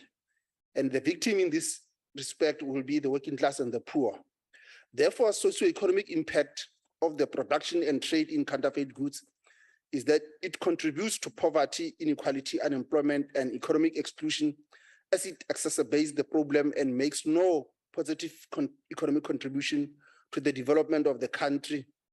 Imports of counterfeit goods house share results in fiscal leakage and illicit financial flows, as it was adequately articulated on Tuesday, from the country, which only serves to weaken the economic value of the economy.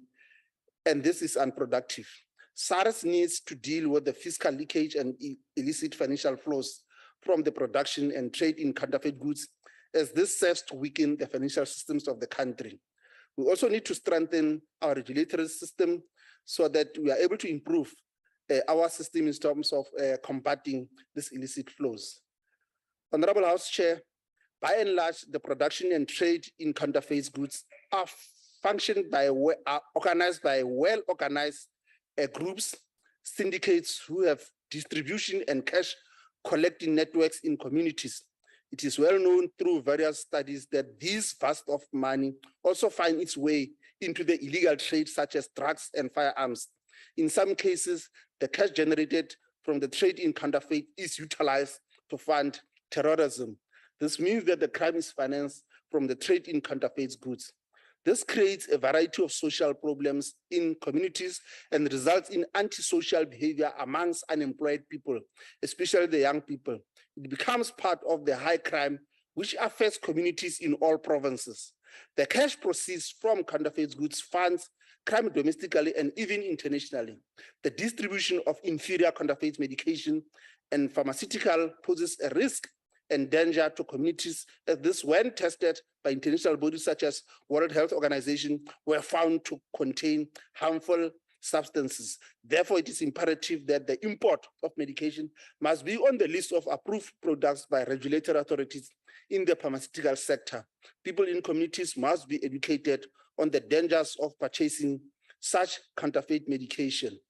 The trade and illegal tobacco products affects the illegal tobacco industry, which is large taxpayer and employer, and negatively impacts on the health system without making any financial contribution to the funding of health services or any other services for that matter. The illegal tobacco industry has an unfair advantage over the legal industry, as it has less cost and no commitments to the fiscus. Government loses out on unpaid taxes, but has to spend financial resources from the fiscus to enforce copyright and intellectual property to counter the production and trade in counterfeit goods. What we also needed, House Chair, is community awareness on the threat and dangers posed by the production and trade in counterfeit goods to the people and the country must become a critical part in the fight against combating this illicit trade. Honorable House Chair, the socio-economic impacts on the production and trade in counterfeit products are many, and in this debate, most of the critical areas which have a negative impact were highlighted by various speakers, and which clearly indicates the necessity for our government to continue taking action and to highlight and heighten continued action against the trade in counterfeit products. Legislation in this regard is enabling, as it makes the production and trade in counterfeit goods illegal, and therefore enforcement is the key to ensure that there is success in waging a determined battle against counterfeit goods in the domestic market. SARS and DTI, as I said, need to be seen to be strengthening a more effective and coordinated action against the production and trade in counterfeit goods.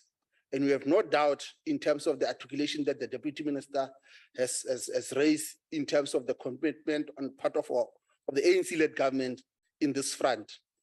Whilst the current efforts by SARS and DTIC are appreciated and appropriate and acknowledged, it has not been completely effective as yet to reduce and eliminate the trade in counterfeit goods. So therefore, it means more hands on deck.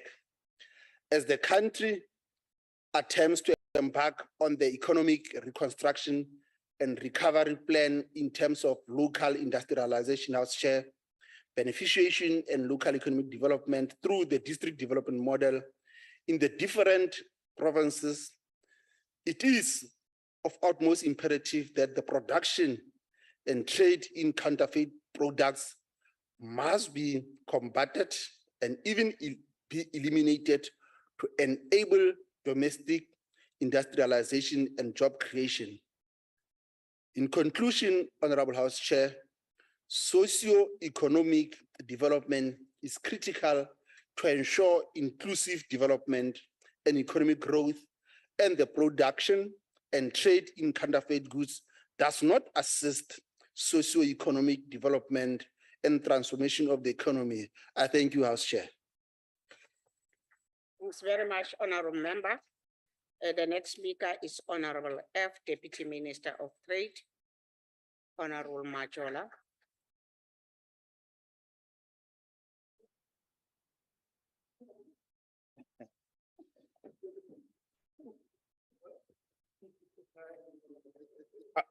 I would like to thank all the honorable members for their participation in this important debate. Honorable Lawrence, in his absence, the scourge of unemployment is a serious matter in our country. That's why we have to strengthen the fight against the production and distribution of counterfeit products because of the role this plays in exacerbating unemployment. I don't understand, Honorable Lawrence, why you want to discuss the plight of Ukrainians without discussing the cause of the conflict. And if the Democratic Alliance is worried about the plight of peoples and their suffering across the world, I want to hear them speak about, in solidarity with the people of Palestine, in solidarity with people of Western Sahara as well. Honorable MECs, I thank you very much for your input and your insights. In the spirit of the district development model, we want to work with you, firstly, to determine the extent of counterfeiting and piracy in each district, and secondly, to determine the impact of this phenomenon on local economies. Honorable Mukause, thanks for the very constructive contribution. On auction culture. We're always constructive. On auction culture, the pioneers of fashion the NA. Order, and order. its demise. Yes, counterfeit products do undermine innovation and they do destroy businesses and especially small businesses. Honorable Khai and Honorable Mama Rekhane, yes, counterfeiting and piracy is a global phenomenon that we should act against aggressively here at home because it has the potential to undermine intra-Africa trade as we continue with the implementation of the African Continental Free Trade Area. Honorable Hadebe, we agree with you that the Competition Commission and our other entities should strengthen their capacity to respond to this danger that is posed to our economy and to our society. Honorable Labaskakni, I agree with you that we should reach out and work with the private sector against this scourge.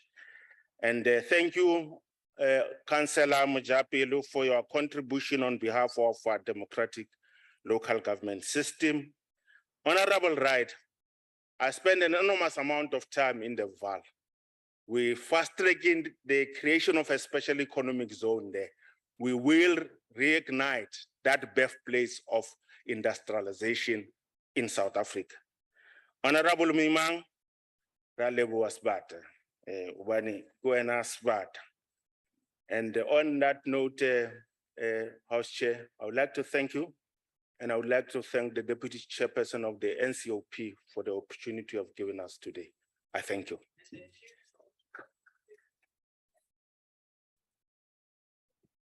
Thanks very much, honorable member. Order, honorable members. Thank you. That concludes the debate. I wish to thank the Deputy Minister, MECs, Salga, representative, all permanent and special delegates for availing themselves for the debate. Honorable delegates, that concludes the business of the day.